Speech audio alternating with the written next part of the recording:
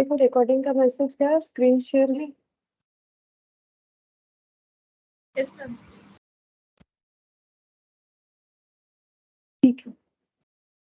अच्छा देखो, hire purchase आज हम लोग का खत्म हो जाएगा। 2 होमवर्क था, हम करवा देते, उसके बाद आज हम लोग डिपार्टमेंट जो है वो स्टार्ट करेंगे, ठीक है। तो देखो सेम टाइप ऑफ क्वेश्चन ही है, बस एक बार करवा देते, अगर किसी को कोई डाउट है तो क्लियर हो जाएगा। देखो यहाँ पर क्या बोला है, lucky brought 2 tractors from Happy on 1/10/2001 on the following terms। Lucky ने हैप्पी से खरीदा है, ठीक है।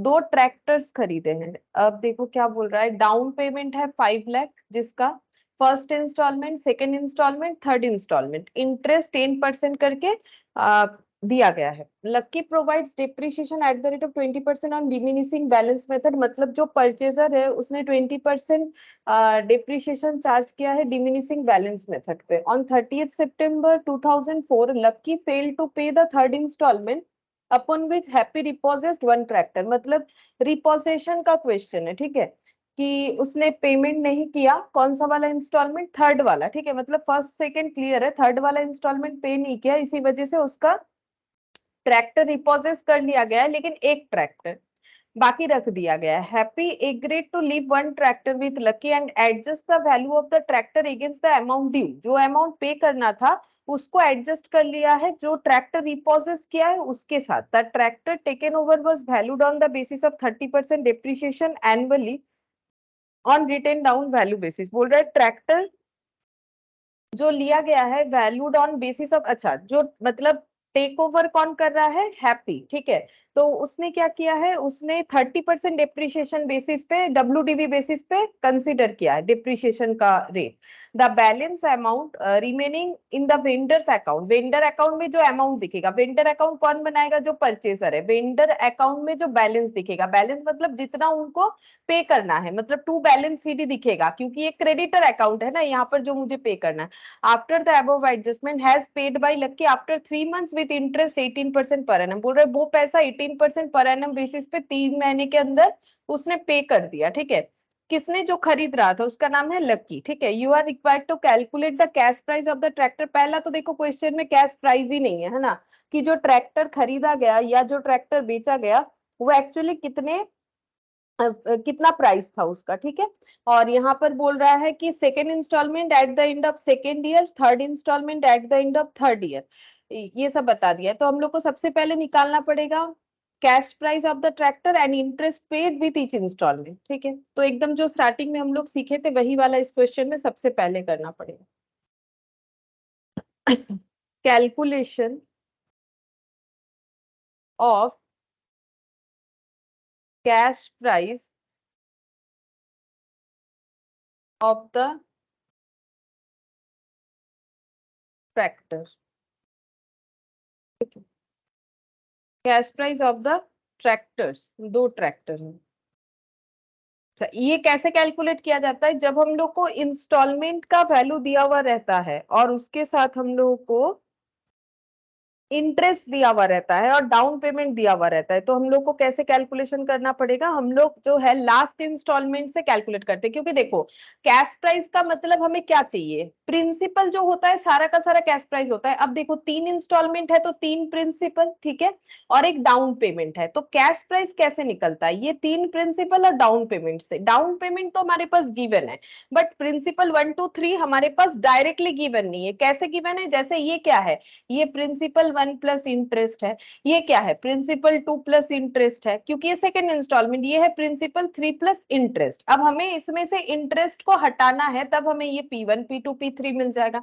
अब इंटरेस्ट को हम लोग कैसे एलिमिनेट करेंगे, उसका प्रोसेस ये होता है कि हम लोग थर्ड इंस्टॉलमेंट से चलना स्टार्ट करेंगे। अब इसका भी रीजन है, थर्ड इंस्टॉलमेंट से ही क्यों हम लोग करते हैं ये सब देखो मैंने पहले एक बार बता भी दिया है।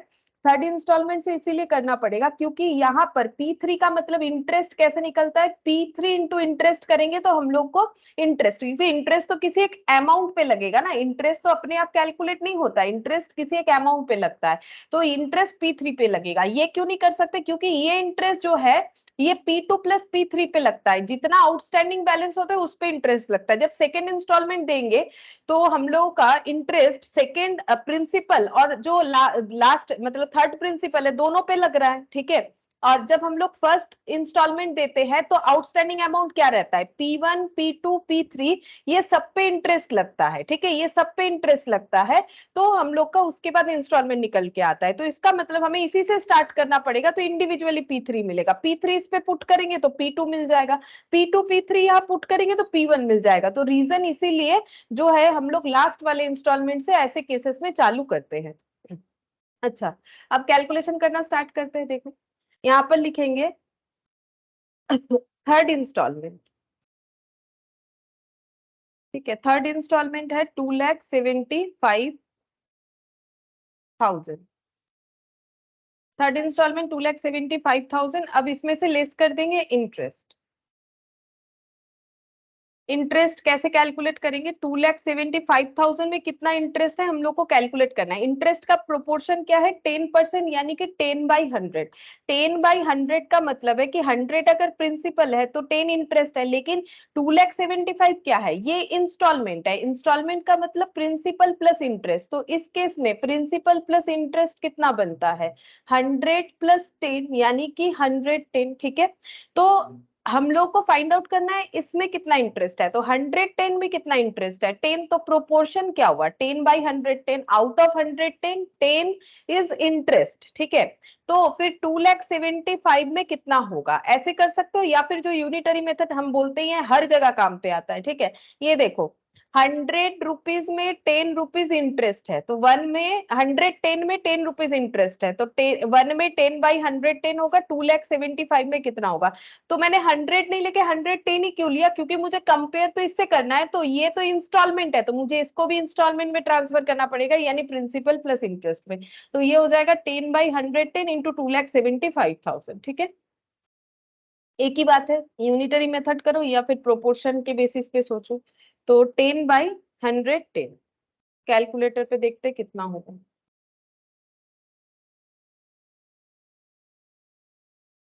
2,75,000 डिवाइडेड बाई 110 इंटू 10, तो ये हो गया 25,000 माइनस 2,75,000, 2,50,000, ठीक है। अच्छा, ये क्या है, इसको समझने के लिए चाहो तो लिख सकते हो, ये हम लोग का है P3 प्लस इंटरेस्ट। ये इंटरेस्ट कैसे निकलता है, P3 पे लग के, तो ये इंटरेस्ट निकल गया। तो इंटरेस्ट P3 प्लस इंटरेस्ट से इंटरेस्ट हट गया, तो बचेगा क्या, सिर्फ और सिर्फ P3 बचेगा, ठीक है।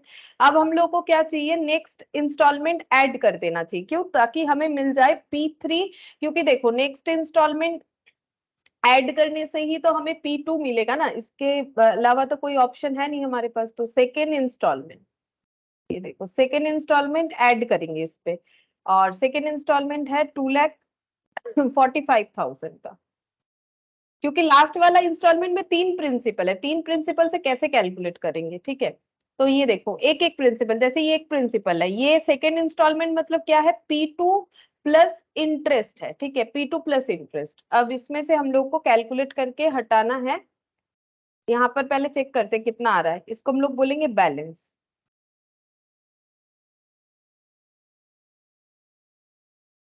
ये हो गया 4,95,000, ठीक है। ये क्या निकल के आया, P3 plus P2 plus interest. हम लोग रिवर्स चल रहे हैं ना, तो हमें पहले P3 मिलेगा, फिर P2, फिर P1 मिलेगा। अब इसमें से फिर से क्या करेंगे, इंटरेस्ट को लेस करेंगे। 4,95,000, इसमें से ये इंटरेस्ट हटा देंगे, इंटू 10/110,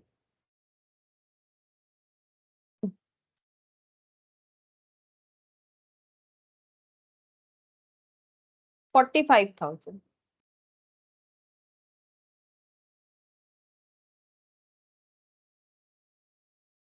4,50,000, ठीक है। ये क्या है, ये है इंटरेस्ट। तो इंटरेस्ट हट गया तो बचा क्या, P3 प्लस P2, ये बच गया बैलेंस। अब फर्स्ट इंस्टॉलमेंट ऐड करेंगे।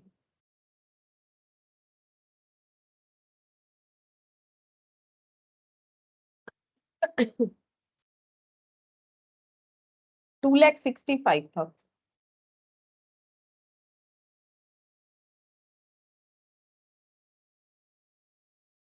7,15,000। अच्छा, ये क्या कैलकुलेट होके आया? फर्स्ट इंस्टॉलमेंट मतलब P1 प्लस इंटरेस्ट, ठीक है। तो यहाँ पर क्या क्या हो गया, ये दोनों का ऐड होने का मतलब P3 प्लस P2 में P1 plus interest add on हो गया, ठीक है। अब हम लोग को यहाँ से हटाना क्या है, यहाँ से हटाना है इंटरेस्ट।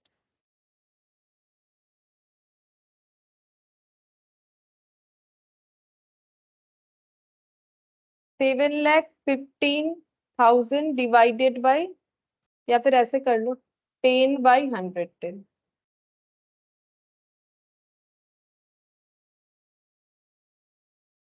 65,000 इंटरेस्ट। तो बच क्या रहा है, इंटरेस्ट हट गया, P3, P2 और P1, यही हमें चाहिए था। और इस पे हम लोग ऐड कर देंगे डाउन पेमेंट।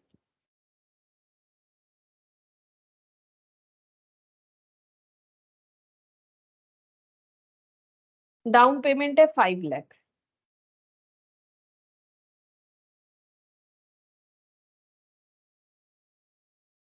7,15,000 माइनस 65,000, 6,50,000।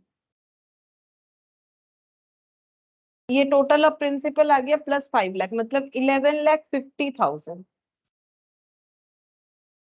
ये कैश प्राइस आ गया, ठीक है। ये हम लोग का कैश प्राइस कैलकुलेट होके आ गया। अब हम लोग को क्या करना पड़ेगा, पहले तो ये कैलकुलेट करना था, ये पॉइंट नंबर 1 में पूछा था, ये हम लोग का आंसर निकल के आ गया। उसके बाद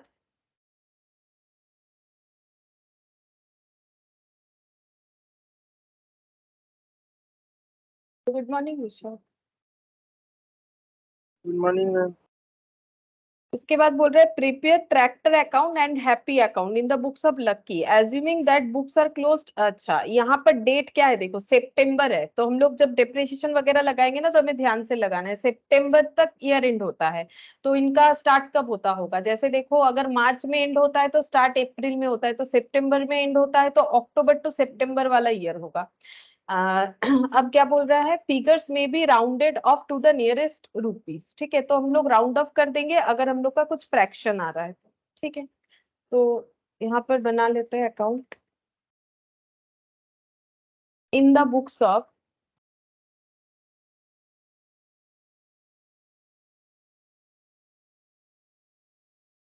लकी।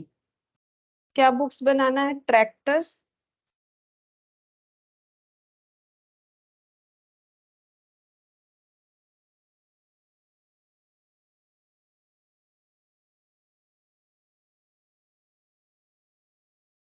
और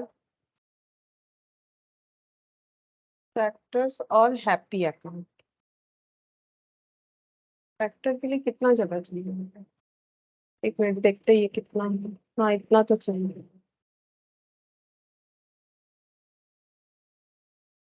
हैप्पी अकाउंट,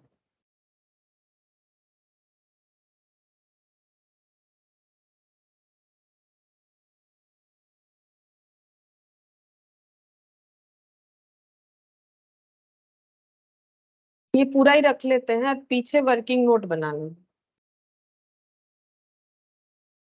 यहाँ पर वर्किंग नोट बन गया।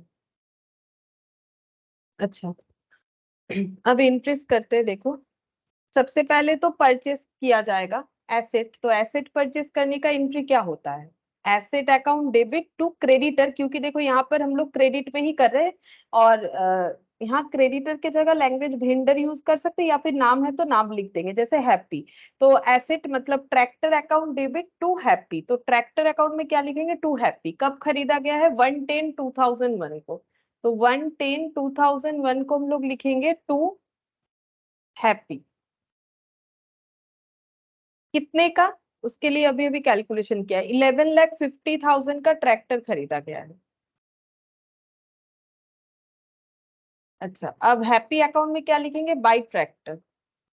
1/10/2001 में लिखेंगे बाई ट्रैक्टर। ये तो क्रॉस पोस्टिंग है ना, इसमें तो कोई प्रॉब्लम नहीं होना चाहिए, ये क्रॉस पोस्टिंग कर दिया हमने। अब सेम डे में डाउन पेमेंट भी करना पड़ता है, डाउन पेमेंट तो उसी दिन होता है ना जिस दिन हम लोग खरीदते हैं। तो यहाँ पर डाउन पेमेंट होगा, तो डाउन पेमेंट होने से क्या होगा, पेमेंट करने से कैश या बैंक चला जाएगा। हम लोग तो परचेसर का अकाउंट बना रहे हैं, जो क्रेडिट का वैल्यू है, मतलब 11,50,000 में अगर हम लोग इतना पेमेंट कर देते हैं, डाउन पेमेंट 5 लाख, तो बस इतना ही पेमेंट करना पड़ेगा और इस तरीके से पेमेंट करना पड़ेगा। तो एंट्री क्या हो जाता है, क्रेडिटर डेबिट टू कैश या बैंक, जब हम लोग क्रेडिटर को पेमेंट करते हैं, तो यहाँ हैप्पी है creditor, Happy account debit to cash या bank, to bank, down payment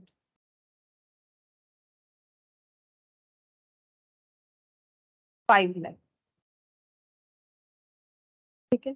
अच्छा, अब डाउन पेमेंट होने के बाद क्या होगा, ये दिखेगा कि देखो डाउन पेमेंट हो जाता है, अगर हम लोग तो ये उल्टा किए क्योंकि कैश प्राइस नहीं दिया हुआ था, अगर क्वेश्चन में कैश प्राइस दे देता, डाउन पेमेंट देने के बाद ये पैसा हमें पे करना पड़ेगा इंस्टॉलमेंट के साथ। और कितना कितना इंस्टॉलमेंट, पहला इंस्टॉलमेंट ये वाला, उसके बाद हमें ये वाला इंस्टॉलमेंट देना है, सॉरी ये बैलेंस है, उसके बाद हम लोग को देना है सेकेंड इंस्टॉलमेंट ये वाला, और थर्ड इंस्टॉलमेंट ये वाला। इंस्टॉलमेंट देने के पहले क्या होता है, सबसे पहले जो बाकी अमाउंट है उस पे इंटरेस्ट ड्यू होता है, ठीक है। तो इंटरेस्ट कितना है ये देखो, ये वाला, ठीक है। फर्स्ट इंस्टॉलमेंट में हम लोगों ने इंटरेस्ट कैलकुलेट कर लिया है, इंटरेस्ट कितना है 65,000। हमें ऐसे चलना पड़ेगा ना, ये देखो अगर प्रॉब्लम है तो ऐसे लिख सकते हैं हम लोग, इंटरेस्ट का कैलकुलेशन देखो, यहाँ पर इंटरेस्ट लाइन बाय लाइन ऐसे होगा, सबसे पहले 65,000, अगर वहां से देखने से अगर हम लोग को लगता है गलत हो जाता है तो हम लोग लाइन बाय लाइन लिख लेंगे। उसके बाद इंटरेस्ट देखो, ये एक इंटरेस्ट ये रहा, उसके बाद 45,000, नेक्स्ट इंटरेस्ट हो रहा है 45,000, और उसके बाद का 25,000, ठीक है। ये होगा, ये फर्स्ट इंस्टॉलमेंट के टाइम पे, ये सेकेंड और ये थर्ड, धीरे धीरे कम होते जाएगा इंटरेस्ट। क्यों, क्योंकि जो आउटस्टैंडिंग अमाउंट है वो कम होते जाएगा। लोन का जब रीपेमेंट होता है ना तो कुछ प्रिंसिपल जाता है, और अगर इंटरेस्ट है तो इंटरेस्ट भी जाता है, तो प्रिंसिपल जितना कम होते जाएगा इंटरेस्ट भी प्रिंसिपल पे लगता है, जो बचे हुए अमाउंट है तो कम होते जाता है। प्रिंसिपल कम होगा तो ऑटोमेटिक इंटरेस्ट भी कम होगा। तो यहाँ पे 25,000 हुआ। अब इंटरेस्ट ड्यू होने का एंट्री क्या होता है, इंटरेस्ट देना है तो पहले तो ड्यू करना पड़ेगा, तो interest account debit to Happy, पहले क्रेडिटर को क्रेडिट करेंगे कि इंटरेस्ट देना है। देना कब है, जब ईयर एंड होगा तभी इंस्टॉलमेंट देना है, तो इंटरेस्ट भी तभी ड्यू होगा। और इनका ईयर एंड होता है 30 सितंबर को, यहाँ पर अभी अभी हम लोगों ने देखा था, ये देखो 30 सितंबर को ये रहा, ठीक है। तो इसका डेट 30 सितंबर होगा, इसीलिए देख सकते हो ये 2001 है। अगर 30 सितंबर होगा तो ये 2002 हो जाएगा, क्योंकि अक्टूबर 2001 या फिर 11 जो भी बोलो, ठीक है। ये 11 मतलब इसको 10 मान सकते हैं, तो 2011 से लेके अगर हम लोग अक्टूबर से सितंबर जाएंगे तो 2012 तो आएगा ही, ठीक है। बाई इंटरेस्ट, इंटरेस्ट कितना हो जाएगा, working note number, working note तो नहीं है, ये सोल्यूशन है पहला, सोल्यूशन 1 से हम लोग लिख सकते हैं, ठीक है। ये वर्किंग नोट तो नहीं बना है, सोल्यूशन 1 से लिख सकते हैं 65,000। अब इंटरेस्ट ड्यू हुआ, उसके बाद हम लोग इंस्टॉलमेंट पे करेंगे उसी साल के एंड में। जब इंस्टॉलमेंट पे करते तब ये चेक कर लेते कि कितना इंटरेस्ट हुआ। अब जो प्रिंसिपल अमाउंट है उसके साथ वो ऐड करके दे देंगे। पहला इंस्टॉलमेंट है 2,65,000 का, देख लेते हैं यहाँ पर तो होगा ये रहा 2,65,000। अच्छा, अब हम लोग निकालेंगे बैलेंस। बैलेंस मतलब पूरा पैसा तो नहीं दिए, तो कितना पैसा बाकी है अभी भी देना, वही बैलेंस आएगा।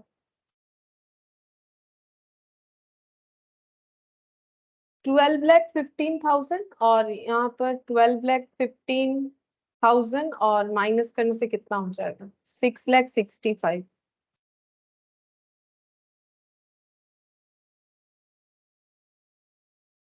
5,50,000, 5 लाख, नहीं ये 7 आ रहा है, मतलब ये 5 लाख नहीं, ये 4 लाख होगा, चेक करके देखो, ये 7 आ रहा है, मैंने ये 6 लाख लिख लिया।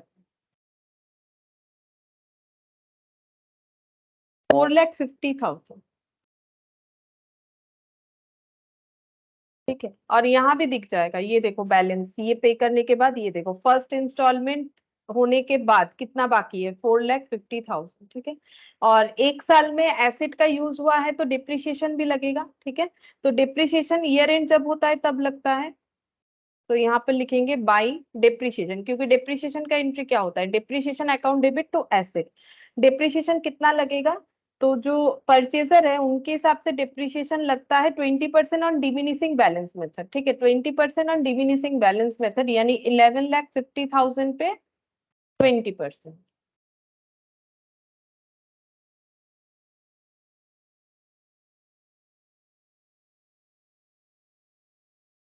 $2,30,000, ठीक है, डिप्रिसिएशन। अब बैलेंस निकालेंगे, कितना एसेट का वैल्यू अभी भी बचा हुआ है,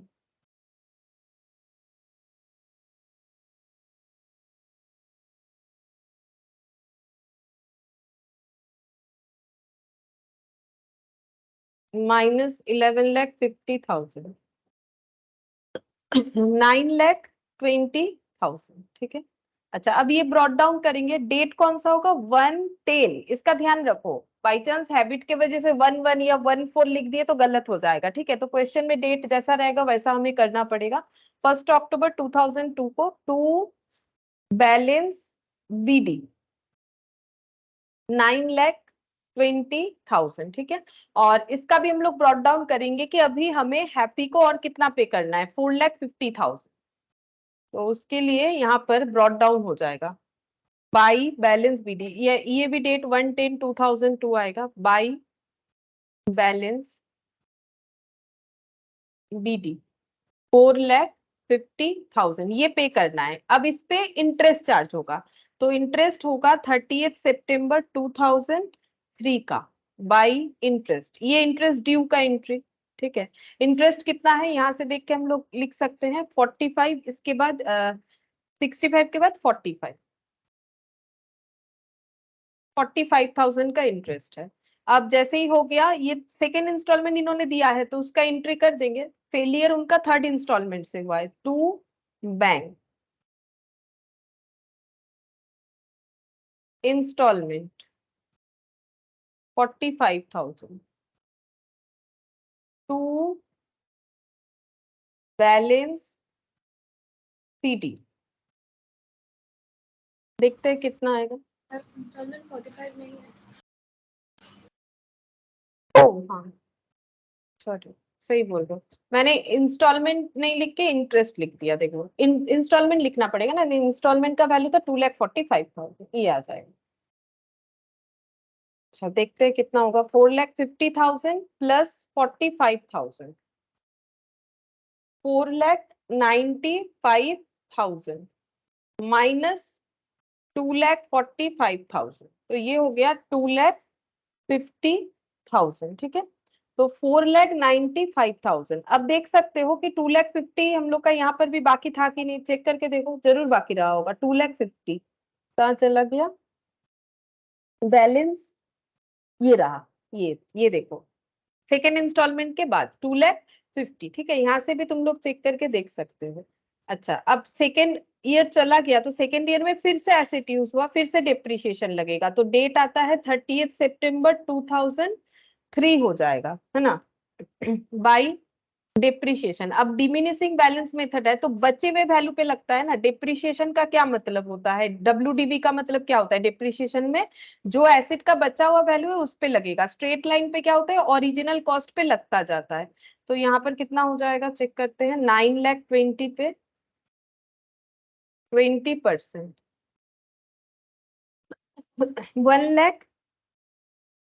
1,84,000 बाई बैलेंस पीडी,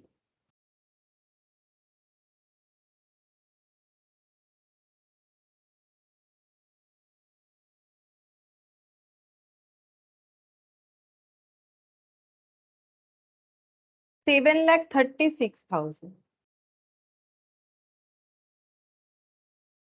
7,36,000 ये बैलेंस निकल के आ गया। अब इसको ब्रॉट डाउन कर लेते हैं, उसके बाद फिर से स्टार्ट करेंगे। ये देखो 110,2003 टू बैलेंस बीडी 7,36,000। अच्छा, अब थर्ड ईयर में क्या होगा? थर्ड ईयर में यहाँ पर भी बैलेंस ब्रॉट डाउन होगा। 30 सितंबर ये हो जाएगा हम लोग का 1/10/2003 टू बाई, बाई साइड है, बाई बैलेंस बीडी। मतलब हमें वेंडर को अभी 2,50,000 देना है। अब इस पे इंटरेस्ट लगेगा। इंटरेस्ट ईयर एंड में ड्यू होता है, तो बाई इंटरेस्ट 25 था शायद। हाँ, 25,000। ये देखो 10% करके था ना, ये देखो कैसे कैलकुलेशन होता है हम लोगों का। ये देखो तुम लोग अगर यहाँ से भी कैलकुलेट करोगे तो भी होगा, ये चीज भी तो समझना चाहिए ना। ये देखो यहाँ पर 11,50,000 मेरे ट्रैक्टर का वैल्यू था, उसमें से 5 लाख अगर डाउन पेमेंट कर दिए हैं तो बचता है 6,50,000, जिसे हमें इंस्टॉलमेंट में इंटरेस्ट के साथ देना है। तो पहले इस अमाउंट पे इंटरेस्ट लगेगा, कितना हो गया 65,000। और ये कितने बार में दिया जा रहा है? 3 बार में दिया जा रहा है। तो देखते हैं 6,50,000 को 3 पार्ट में डिवाइड करके कितना आता है। ये पॉइंट में आ रहा है, इन्होंने अपने हिसाब से कुछ एक वैल्यू किया होगा, 2 लाख किया होगा, ठीक है। मतलब 2 लाख प्रिंसिपल है, 65,000, तभी इंस्टॉलमेंट 2,65,000 दिखा रहा है, ठीक है। अच्छा, अब जैसे ही हम लोग ये देखो अभी हम लोगों ने 6,50,000 में कितना दे दिया? 2 लाख। अब कितना बचेगा? 4,50,000, वही दिख रहा है, ये देखो 4,50,000, उस पे इंटरेस्ट लगा 45,000, ठीक है। अब फिर से 2 लाख, मतलब 2 2 2 ऐसे करके, तो 2,45,000 हो गया। तो जैसे ही हम लोगों ने 2 लाख दे दिया, 6 लाख में से पहले 4 बचा, 4 में से 2 देने से 2.5 लाख बचेगा, है ना, 6.5 लाख में से। तो फिर 2.5 लाख बचा, इस पे 10%, ठीक है। या फिर वहां से भी देख के कर सकते हो। लेकिन यहाँ पर अभी हम लोग पेमेंट के लिए बैंक इंस्टॉलमेंट ये वाला एंट्री नहीं कर सकते हैं, क्योंकि थर्ड इंस्टॉलमेंट इन्होंने फेल कर दिया है, ठीक है। अब इंस्टॉलमेंट फेल करने से ही देखो कब फेल हुआ है, 30 सितंबर 2004 लक्की फेल टू पे थर्ड इंस्टॉलमेंट। इनको पे कब करना था? 30 सितंबर 2004 को ही करना था। ये भी 4 होगा, है ना, ये मैंने गलत लिख दिया है, ये 3 थोड़ी ना होगा, ये 4 होगा। डेट गलत नहीं होना चाहिए, ठीक है। थोड़ा सा मतलब अक्टूबर सितंबर है तो गलत हो जा रहा है। तो 30 सितंबर को इनको पे अगर कर देते तो टू बैंक लिखते। अब देखो पे नहीं कर पा रहे, तो बदले में क्या हो रहा है, इनका ट्रैक्टर चला जा रहा है। तो एंट्री क्या होगा? सीधा सा बात है, अगर हम इंस्टॉलमेंट दे देते तो मेरा एंट्री होता हैप्पी कम हो जाता। मतलब हैप्पी कम हो जाता मतलब हम ये बोल रहे हैं क्रेडिटर कम हो जाता, हैप्पी टू कैश या बैंक होता, ठीक है। अब अगर हम पे नहीं कर पा रहे तो हैप्पी ने एक ऑप्शन दिया है कि हम रिपोजेस कर लेंगे, ठीक है। तो एंट्री क्या होगा? हैप्पी डेबिट तो होगा ही, मतलब क्रेडिटर मेरा कम होगा। क्यों? क्योंकि बदले में गाड़ी लेके जा रहे हैं और अकाउंट को सेटल कर रहे हैं, तो क्रेडिटर मेरा कम होगा, लेकिन पैसे की जगह मेरे से एसेट चला जाएगा, तो ये एंट्री होगा हैप्पी टू ट्रैक्टर। तो यहाँ पर क्या लिखेंगे? टू ट्रैक्टर लिखना पड़ेगा हम लोग को। ये देखो यहाँ पर लिखेंगे टू ट्रैक्टर, और यहाँ पर वो वैल्यू हमें लिखना पड़ेगा जो वैल्यू हैप्पी ने कंसीडर किया है ट्रैक्टर का, ठीक है, वो वैल्यू हमें लिखना पड़ेगा। अब जैसे यहाँ टू ट्रैक्टर लिखेंगे तो यहाँ पर भी क्रॉस पोस्टिंग होगा, लेकिन इसमें पहले और एक चीज होगा। जैसे यहाँ पर ईयर एंड में पता चला कि इंस्टॉलमेंट नहीं दे पा रहे, वैसे यहाँ पर पूरे साल एसेट का यूज हुआ होगा, तो डिप्रिसिएशन लग चुका है।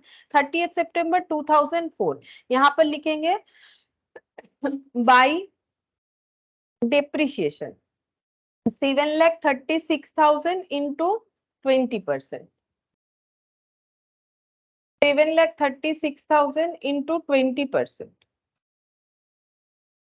1,47,200, 1,47,200 ये डेप्रिसिएशन लगा, ठीक है।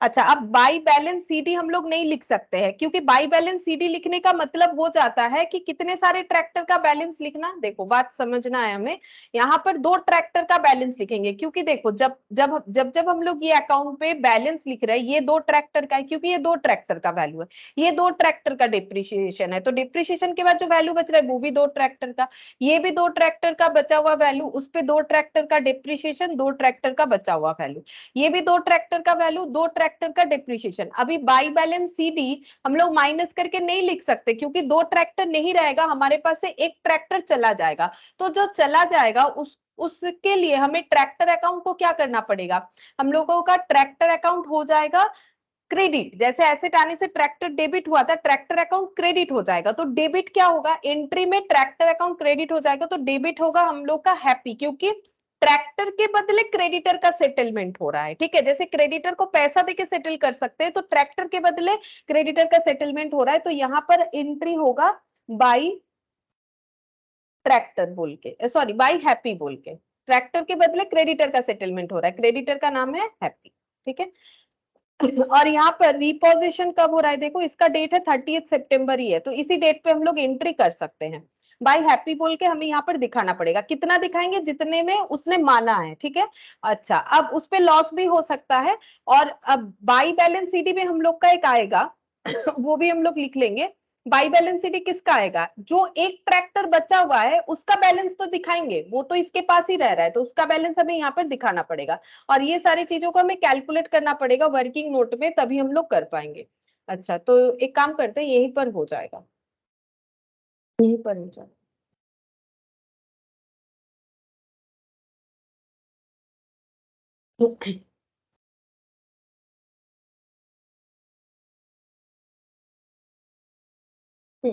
यहाँ पर बना लेते हैं वर्किंग नोट नंबर 1, ठीक है।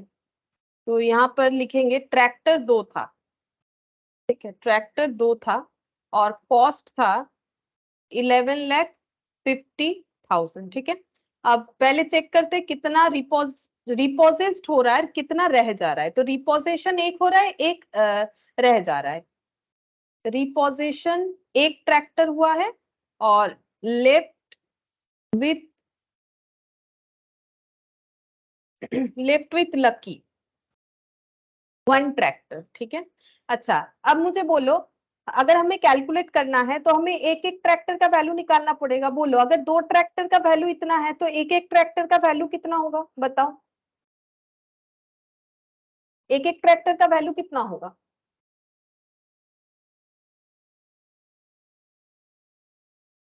दो ट्रैक्टर का वैल्यू इतना है तो एक एक ट्रैक्टर का कितना होगा, हमें तो इंडिविजुअली कुछ नहीं बोला है, तो कैसे निकालेंगे।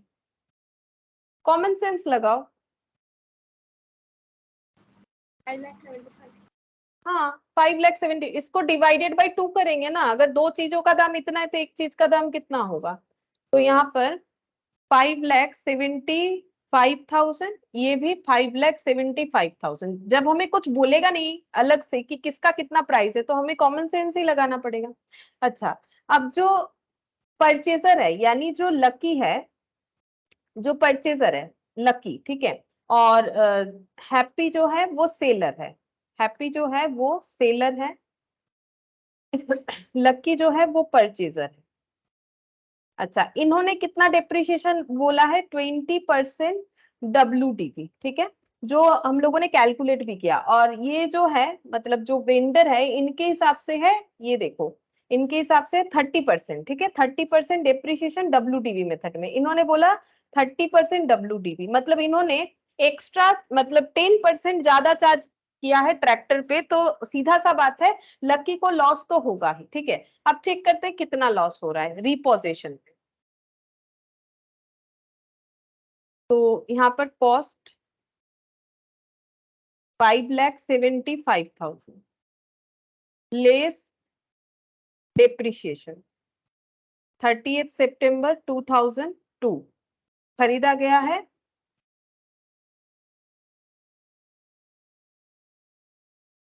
1/10/2001। अच्छा, 20%, ये किसके हिसाब से कर रहे हैं, ये लकी के हिसाब से कर रहे हैं, ठीक है। यहाँ पर लिख देते हैं एल, लकी के हिसाब से कर रहे हैं। तो एट द रेट ऑफ 20%, 20% मतलब कितना हो जाएगा, 5,75,000 इंटू 20%, 1,15,000, ठीक है, माइनस 5,75,000। कितने कितने टाइम के लिए हमें कैलकुलेट करना पड़ेगा, 3 साल के लिए, क्योंकि 3 साल बाद ही तो रिपोजिशन हो रहा है। हाँ, ये सही है कि वो थर्ड इंस्टॉलमेंट नहीं दे पा रहे, बट वो तो इंस्टॉलमेंट दे पाएंगे कि नहीं, वो इंस्टॉलमेंट पेड जब डेट आता है तभी कंफर्म होता है, ठीक है।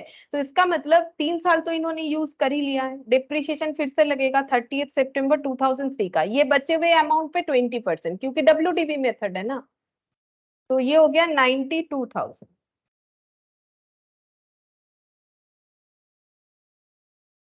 3,68,000, ठीक है। फिर से डिप्रिशिएशन 3 साल का, 30 सितंबर 2004।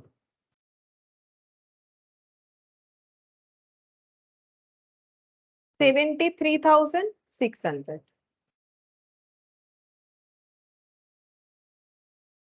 2,94,400। मतलब eight the end of third year जो एसेट रिपोसेस हो रहा है उसका वैल्यू लकी यानी कि परचेजर के हिसाब से हो रहा है 2,94,400, लेकिन जो हैप्पी है यानी कि जो सेलर है वो क्या बोल रहे हैं, वो बोल रहे हैं 30% लगाने के लिए। ठीक है, तो 5,75,000 लेस डेप्रिशिएशन 30th September 2002।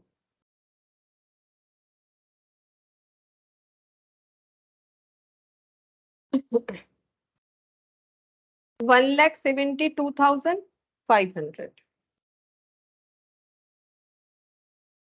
4,02,500। फिर से यहाँ पर 30% लगेगा। 30th September 2003,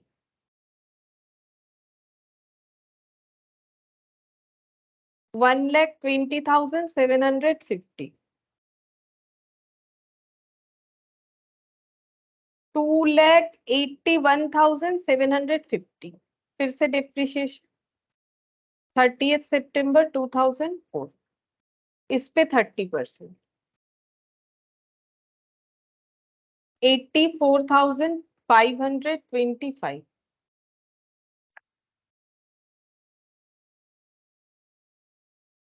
1,97,225। देखो क्या हो रहा है, जो सेलर है वो बोल रहा है कि जो एसेट हम डिपॉजिट करेंगे उसका वैल्यू इतना है, लेकिन जो परचेजर है वो बोल रहा है नहीं इतना है, लेकिन सेलर का बात ही मानना पड़ेगा, नहीं तो सेलर बोलेगा कि हम सारा ही डिपॉजिट कर लेंगे। ठीक है, तो सेटलमेंट कितने में हो रहा है, इतना वैल्यू का एसेट इतने में सेटल हो रहा है, तो मतलब जो परचेजर है उनके लिए लॉस है, वो बोल रहे मेरे इतने का एसेट इतने में कंसिडर हो रहा है। जैसे मार्केट में अगर मेरा एसेट का वैल्यू इतना है, हम इतने में बेच रहे हैं, ठीक है, यहाँ बेचना नहीं हो रहा है, सेटलमेंट हो रहा है, क्रेडिटर का वैल्यू के साथ सेटलमेंट हो रहा है कि मुझे क्रेडिटर को इतना पे नहीं करना पड़ेगा, तो मेरा लॉस कितना हो रहा है। हम बोल रहे हैं मेरा वैल्यू 2944,4400, ठीक है, लेकिन मुझे उसको कंसिडर करना है 1,97,225, तो इसका मतलब लॉस हो रहा है 97,175। ठीक है, इतने का लॉस हमें बेयर करना पड़ेगा इस एसेट को रिपोजिट करते हुए। तो यहाँ पर लिखेंगे लॉस जो हो रहा है बाई पीएल बोल के, loss on reposition, working note number 2। देखते हैं कितना आ रहा है, लॉस 97,175 और ये वैल्यू 1,97,225।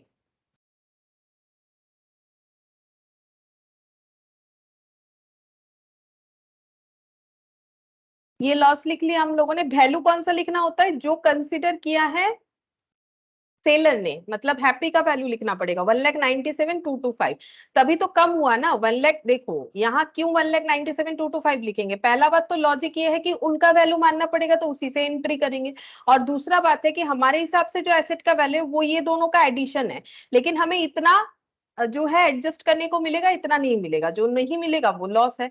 अब बचा हुआ वैल्यू क्या होगा, बचा हुआ वैल्यू बचे हुए एसेट का वैल्यू होगा। ठीक है, तो एक ही एसेट बचा है, उसका डिप्रिशिएशन के बाद थर्ड ईयर डिप्रिशिएशन के बाद उसका वैल्यू कितना बचेगा, उसका भी यही होगा, क्योंकि दो ही तो ट्रैक्टर था, दोनों का अगर इक्वल वैल्यू था तो वो जो ट्रैक्टर बचा हुआ है उसका भी थर्ड ईयर के बाद वैल्यू यही वाला रहेगा। चाहो तो चेक करके देख लो, 2,94,400 ही रहेगा, सेम अमाउंट ही आएगा ना, फिर से कैलकुलेट करने का तो कोई मतलब ही नहीं है। अगर हम लोग फिर से भी कैलकुलेट करेंगे तो हम लोग को उतना ही अमाउंट आएगा। ये देखो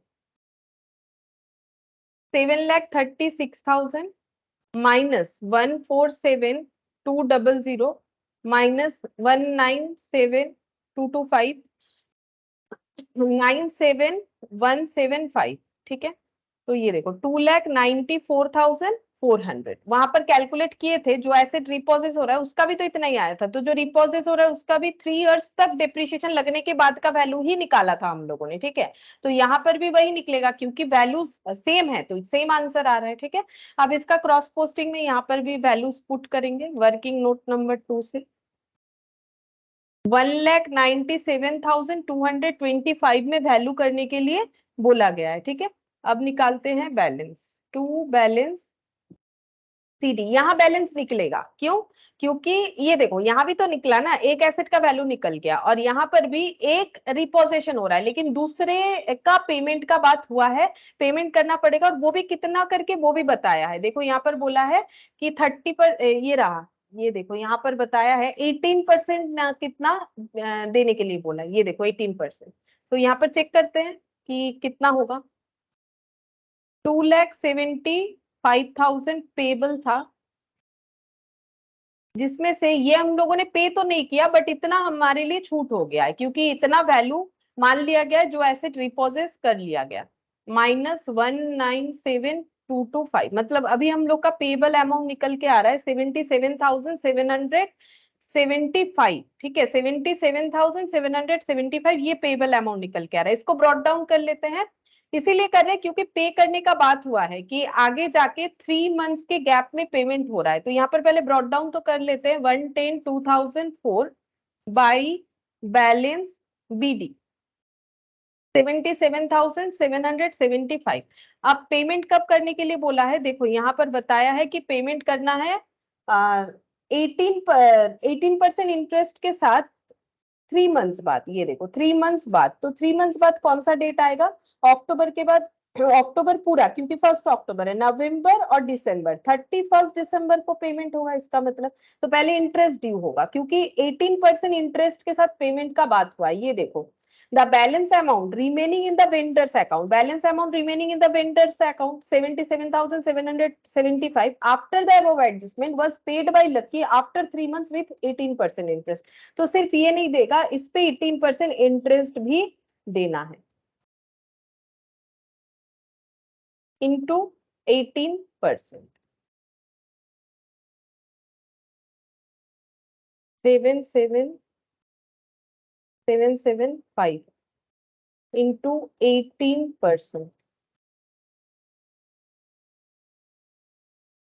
अच्छा, ये 18% हम सिर्फ कर रहे हैं, गलती क्या हो रहा है, ये तो पूरे साल का निकल रहा है ना, हमें 3 मंथ्स का देना है, तो ये 3 मंथ्स का होगा इंटू 3/12। ये तो नहीं कर रहे, इसीलिए इतना ज्यादा आंसर आ रहा है। ठीक है, 3499। अब राउंड अप करने के लिए बोला गया था कि अगर हमारा फ्रैक्शन आ रहा है, क्वेश्चन में बोला था, वैसे भी हम लोग कर ही लेते हैं, 0.8 है तो नॉर्मली हम लोग का ये आदत ही होता है कि हम लोग इसे 3,500 कर लेंगे। ठीक है, तो ये हो गया, ऐड करते हैं 77,775 प्लस 3,500 81,275, और यहाँ पर पेमेंट हो जाएगा ये अमाउंट। तो 31 दिसंबर को पेमेंट हो रहा है to bank, amount settle, full settlement हो गया 81,275। एक ट्रैक्टर तो रिपोजेस करके सेटलमेंट हुआ और दूसरे ट्रैक्टर का पेमेंट करके सेटलमेंट हो गया। ठीक है, तो यहाँ पर एक यही वाला पॉइंट बोल सकते हो अलग था, है ना। यहाँ पर जो ये निकाला था ना इंटरेस्ट, फिर 3 मंथ्स बाद पे करना है, ऐसा हम लोगों ने पहले नहीं किया है। अच्छा, नेक्स्ट देखते हैं, लास्ट क्वेश्चन, क्वेश्चन नंबर 3।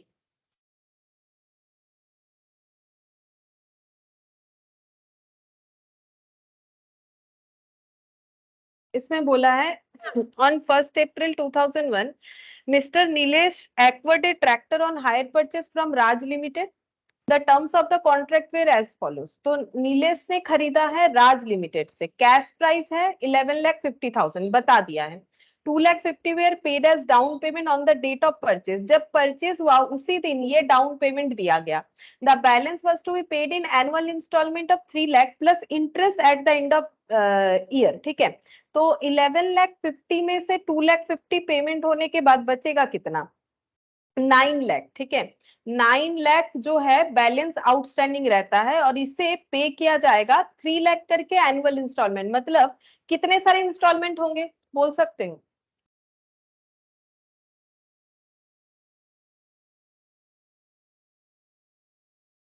बोलो कितने सारे इंस्टॉलमेंट होंगे?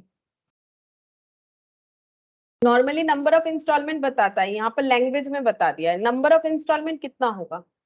अगर 11,50,000 से 2,50,000 पेमेंट हो जाता है डाउन पेमेंट, तो 9 लाख पे करना पड़ेगा। क्वेश्चन हमें बता रहा है कि 9 लाख हम लोग कैसे पे करेंगे, एनुअली पे करेंगे, जिसमें इंस्टॉलमेंट होगा 3 लाख प्लस इंटरेस्ट। इंटरेस्ट का अमाउंट तो ये 3 लाख क्या है, प्रिंसिपल तो बोलो कितने सारे इंस्टॉलमेंट देना पड़ेगा वो नहीं बताया क्वेश्चन में, तुम लोग बता सकते हो। 9 लाख को अगर 3 लाख में देंगे तो कितने बार में पे होगा, वही तो नंबर ऑफ इंस्टॉलमेंट होगा।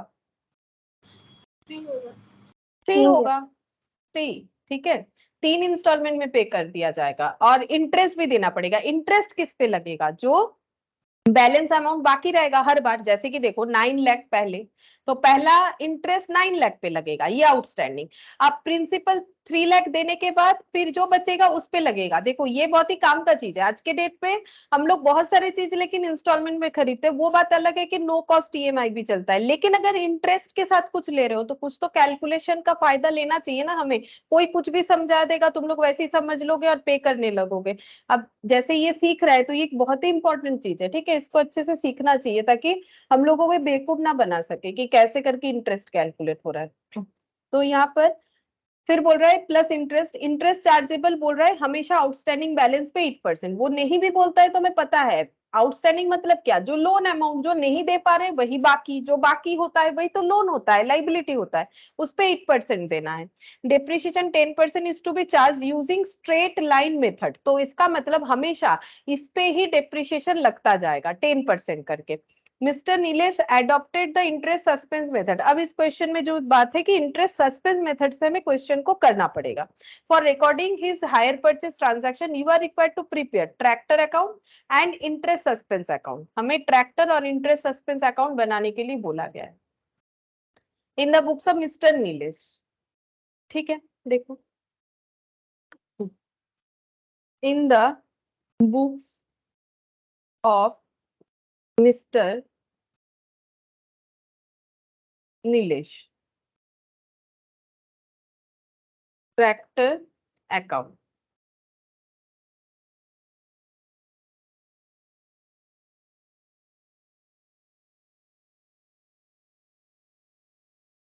और थोड़ा सा जगह चाहिए होगा, और HP interest suspense account.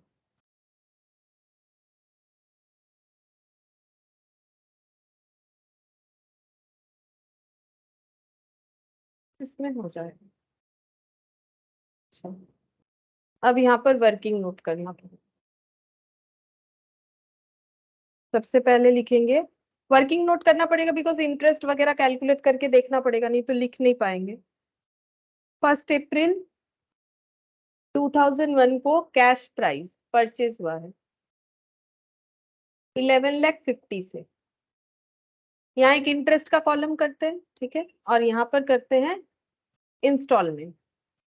Normally हम इंस्टॉलमेंट यहाँ करते तो वही कर लेते, ठीक है, नहीं तो फिर गलत लिख देंगे, आदत है ना, यहाँ पर लिख देते इंस्टॉलमेंट, नहीं तो देखा जाएगा कि हम यहाँ इंटरेस्ट लिखते जा रहे हैं और यहाँ इंटरेस्ट लिखेंगे। अच्छा अब यहाँ पर लेस करते हैं डाउन पेमेंट, क्योंकि डाउन पेमेंट दे देने से आउटस्टैंडिंग अमाउंट कम हो जाता है, ठीक है। डाउन पेमेंट बोला है 250,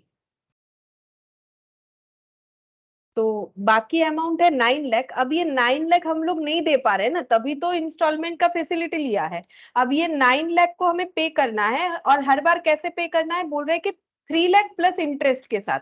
तो एक बार पे करेंगे 3 लाख प्लस इंटरेस्ट, ठीक है, फिर से पे करेंगे 3 लाख। अच्छा ये मैंने 30,000 लिख दिया,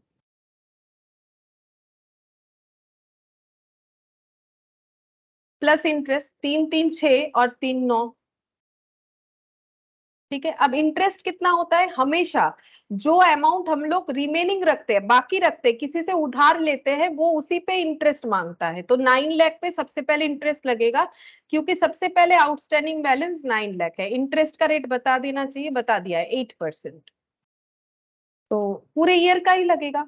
तो ये हो जाता है 72,000, ठीक है, तो ये हो गया 72,000, तो इंस्टॉलमेंट बन जाता है 3,70,200।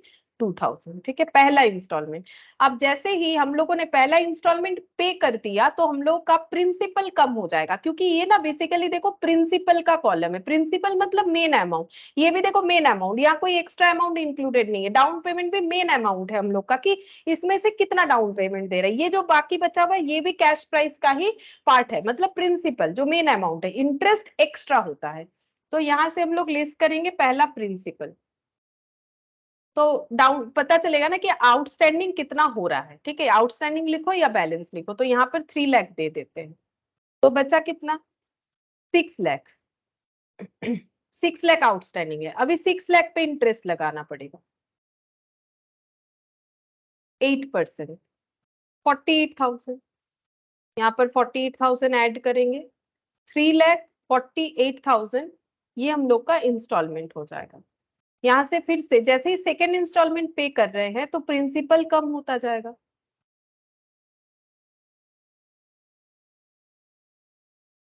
कितना बचा, 3 लाख। अब इस पे इंटरेस्ट देंगे 24,000,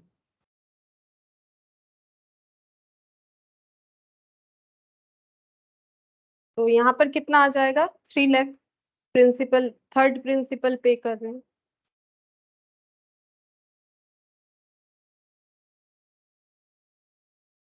ठीक है, ये कैंसिल हो गया, मतलब खत्म हो गया ये वाला अकाउंट, इस तरीके से हमें पेमेंट करना पड़ेगा, ठीक है। चलो अब हम लोग एंट्री कर सकते हैं, यहाँ पर सबसे पहले ट्रैक्टर खरीदने का एंट्री होगा, तो ट्रैक्टर अकाउंट डेबिट टू, क्या नाम है वेंडर का, नीलेश और राज, ठीक है, तो 1/4/2001 टू राज, वैल्यू है 11,50,000। अब यहाँ पर क्रॉस पोस्टिंग करेंगे, अच्छा हमें तो इंटरेस्ट सस्पेंस बोला है तो क्रॉस पोस्टिंग तो नहीं कर सकते, क्योंकि राज अकाउंट तो हम लोगों ने बनाया नहीं है, क्योंकि क्वेश्चन में बोला इंटरेस्ट सस्पेंस और ये बनाओ, ठीक है। चलो यहाँ पर डिप्रिसिएशन लगाते हैं, डिप्रिसिएशन कब लगेगा, अगर 1 अप्रैल को स्टार्ट है, ईयर एंड 31 मार्च को होगा, 31 मार्च 2002 को लगेगा पहले बार डिप्रिसिएशन, ठीक है, स्ट्रेट लाइन मेथड पे लगेगा, मतलब इस पे 10%, तो 115000, ठीक है, एक जीरो कम हो जाएगा, बैलेंस बाई बैलेंस सीडी, पहले हम पूरे इस अकाउंट को कंप्लीट कर लेंगे, उसके बाद उधर अकाउंट को करेंगे, क्योंकि क्रॉस पोस्टिंग से तो कोई लेना देना है नहीं, तो इसको कंप्लीट कर लेते हैं अपन। 1150 -115, 10,35,000 ये बैलेंस बच रहा है 1 साल यूज करने के बाद। अब ब्रॉट डाउन करेंगे to balance BD 10,35,000, 31 March 2003 by depreciation, depreciation तो उतना ही लगेगा, स्ट्रेट लाइन बोला है तो 115000, बस बैलेंस देखना है कितना हो रहा है,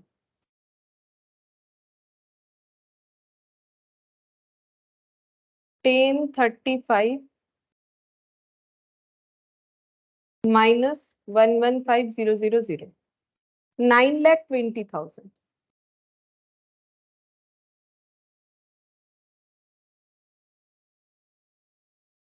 अब यहाँ पर ब्रॉट डाउन करेंगे 1/4/2003 में to balance BD 9,20,000, 31 March 2004 by depreciation, amount तो यही रहेगा 115 और 3 जीरो,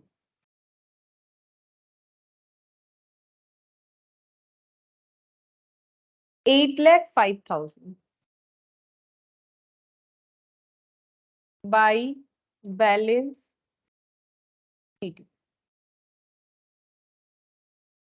9,20,000, 9,20,000, ये बन गया 3 साल का अकाउंट। 3 साल का ही क्यों बनाया हम लोगों ने, क्योंकि देखो हमें ट्रांजैक्शन 3 साल का ही दिखाना पड़ेगा, 3 साल में पेमेंट हो रहा है, इसके बाद भी इनका अपना डिप्रिसिएशन को दिखाते जाएंगे, लेकिन हम लोग को बोला है कि ट्रैक्टर अकाउंट और इंटरेस्ट सस्पेंस अकाउंट बना के दिखाना है for the period of hire purchase, जितना दिन हायर परचेज चल रहा है, तो 3 साल तक चलेगा, तो हो गया।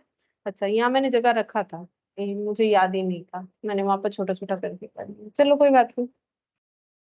Hire purchase suspense, higher purchase interest suspense account में हमें कैसे कैलकुलेट करना पड़ता है, पहले सारे इंटरेस्ट को एक अकाउंट में ट्रांसफर करना पड़ता है जिसका नाम है higher purchase interest suspense account. Normally हम लोग लिखते हैं कि इंटरेस्ट टू क्रेडिटर, क्रेडिटर को पे करना है, लेकिन यहाँ पर हम लोग करेंगे interest to hire purchase interest suspense. तो यहाँ पर सबसे पहले इंटरेस्ट लगेगा 31 मार्च 2002 में, ये देखो पहला साल 31 मार्च 2002 को आएगा, तो यहाँ पर लिखेंगे बाई इंटरेस्ट। अब टोटल इंटरेस्ट कितना है, इंटरेस्ट कॉलम को ऐड करने से पता चलेगा 48 और 24 और 72, 144, ठीक है 144 आ रहा है, 72,000,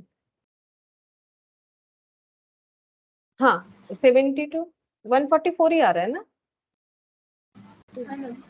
144। अच्छा, अब यहाँ तो इंटरेस्ट राइट ऑफ होगा, एंट्री होगा अच्छा सॉरी मैंने थोड़ा सा एंट्री गलत बता दिया, मैंने सेकंड वाला एंट्री बता दिया कि इंटरेस्ट जब राइट ऑफ होगा, पहले इंटरेस्ट को हम लोग ट्रांसफर करेंगे एचपी इंटरेस्ट सस्पेंस अकाउंट में, तो एंट्री ऐसे होगा, नॉर्मली करते हैं इंटरेस्ट टू क्रेडिटर, अभी हम लोग करेंगे HP interest suspense to creditor, पहला ये एंट्री होता है, ठीक है। तो इसका यूज कम होता है ना, तो थोड़ा सा हमें प्रैक्टिस करना पड़ेगा, नहीं तो भूल जाएंगे हम लोग। तो ये देखो यहाँ पर सबसे पहले इंटरेस्ट टू क्रेडिटर होता है, इंटरेस्ट की जगह HP interest suspense to creditor होगा, क्रेडिटर का नाम है राज। राज को हमें टोटल में 1,44,000 इंटरेस्ट देना पड़ेगा, और पहले बार जब इंटरेस्ट राइट ऑफ होगा तो उसमें एंट्री हो जाएगा इंटरेस्ट टू इंटरेस्ट सस्पेंस, क्योंकि पहले इंटरेस्ट सस्पेंस को हम लोग क्या कर रहे हैं, पहले इंटरेस्ट सस्पेंस को हम लोग क्रेडिट कर रहे हैं, और जब उसे मतलब लाइबिलिटी प्रोविजंस की तरह दिखा रहे हैं, और जब पे करेंगे तो फिर इंटरेस्ट सस्पेंस को हमें फिर से यहाँ पर दिखाना पड़ेगा, तो ये हो जाएगा बाई इंटरेस्ट अकाउंट। यहाँ पर देखो क्या हो रहा है, HP interest suspense to Raj limited, normally हम लोग क्या करते हैं, नॉर्मली करते हैं इंटरेस्ट टू राज लिमिटेड करना चाहिए था, अब इसके जगह लिखेंगे इंटरेस्ट सस्पेंस, ठीक है। अब जब इस इंटरेस्ट का ये वाला एंट्री करेंगे तब क्या करेंगे, तब राज लिमिटेड तो ऑलरेडी कर चुके हैं, तो फिर क्या करना पड़ेगा, इंटरेस्ट टू यहाँ पर ट्रांसफर किया था टू एचपी इंटरेस्ट सस्पेंस, ठीक है वही वाला। तो यहाँ पर हो जाएगा बाई इंटरेस्ट, कितना आ जाएगा, पहला इंटरेस्ट है 72,000, ये देखो पहला इंटरेस्ट है 72,000, तो ड्यूरिंग द पीरियड जितना होगा उतना राइट ऑफ कर लेंगे, बचा कितना, इसमें से 72 चले जाने पे कितना बचेगा,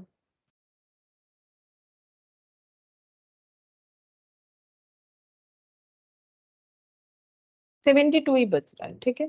अब इसको हम लोग ब्रॉट डाउन करेंगे, 1,4,2002 to balance BD 72,000, total interest अभी भी बचा हुआ है, इंटरेस्ट के अकाउंट में अभी राइट ऑफ करने को मिलेगा हमें 48,000,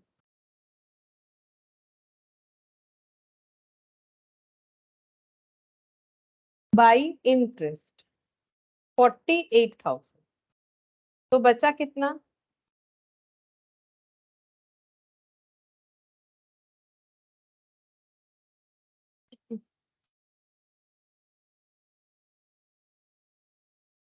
24,000, ठीक है। अब यहाँ पर कंप्लीट कर लेते हैं, यहाँ पर 1,4,2003 टू बैलेंस बीडी कितना हो जाएगा, 24,000 ब्रॉट डाउन हो रहा है, ठीक है, ये 24,000 से क्लोज भी हो जाएगा, यहाँ पर मैंने कर भी दिया, और यहाँ पर 31 मार्च 2004 को लिखेंगे बाई इंटरेस्ट, बाई इंटरेस्ट बोल के कितना राइट ऑफ होगा 24, बैलेंस कुछ नहीं बचेगा, ये लास्ट वाला टर्म है ना, ठीक है।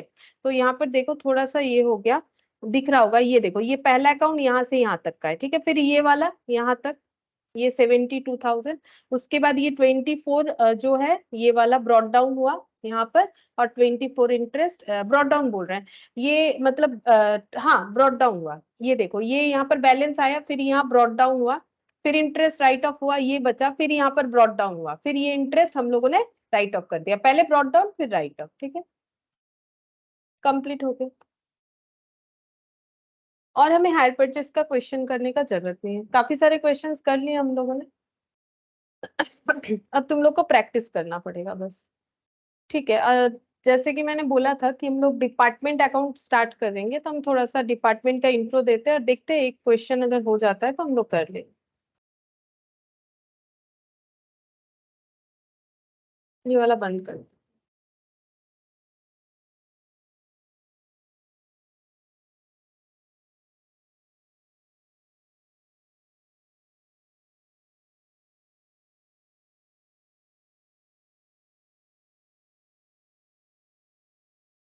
डिपार्टमेंट अकाउंट, ठीक है। तो देखो, डिपार्टमेंट अकाउंटिंग क्यों कर रहे हैं हम लोग? क्योंकि अगर कोई ऑर्गेनाइजेशन अपने ऑर्गेनाइजेशन के कामों को डिपार्टमेंट वाइज डिवाइड कर देता है, ठीक है, तो फिर उसका जो अकाउंटिंग करने का तरीका है, उसको उसके लिए जो भी हम लोग रूल्स फॉलो करेंगे उसे हम लोग बोलेंगे डिपार्टमेंट अकाउंट, ठीक है। ये हम लोग पढ़ेंगे डिपार्टमेंट अकाउंट। अच्छा, अब ये डिपार्टमेंट बनाने का जरूरत क्या हुआ?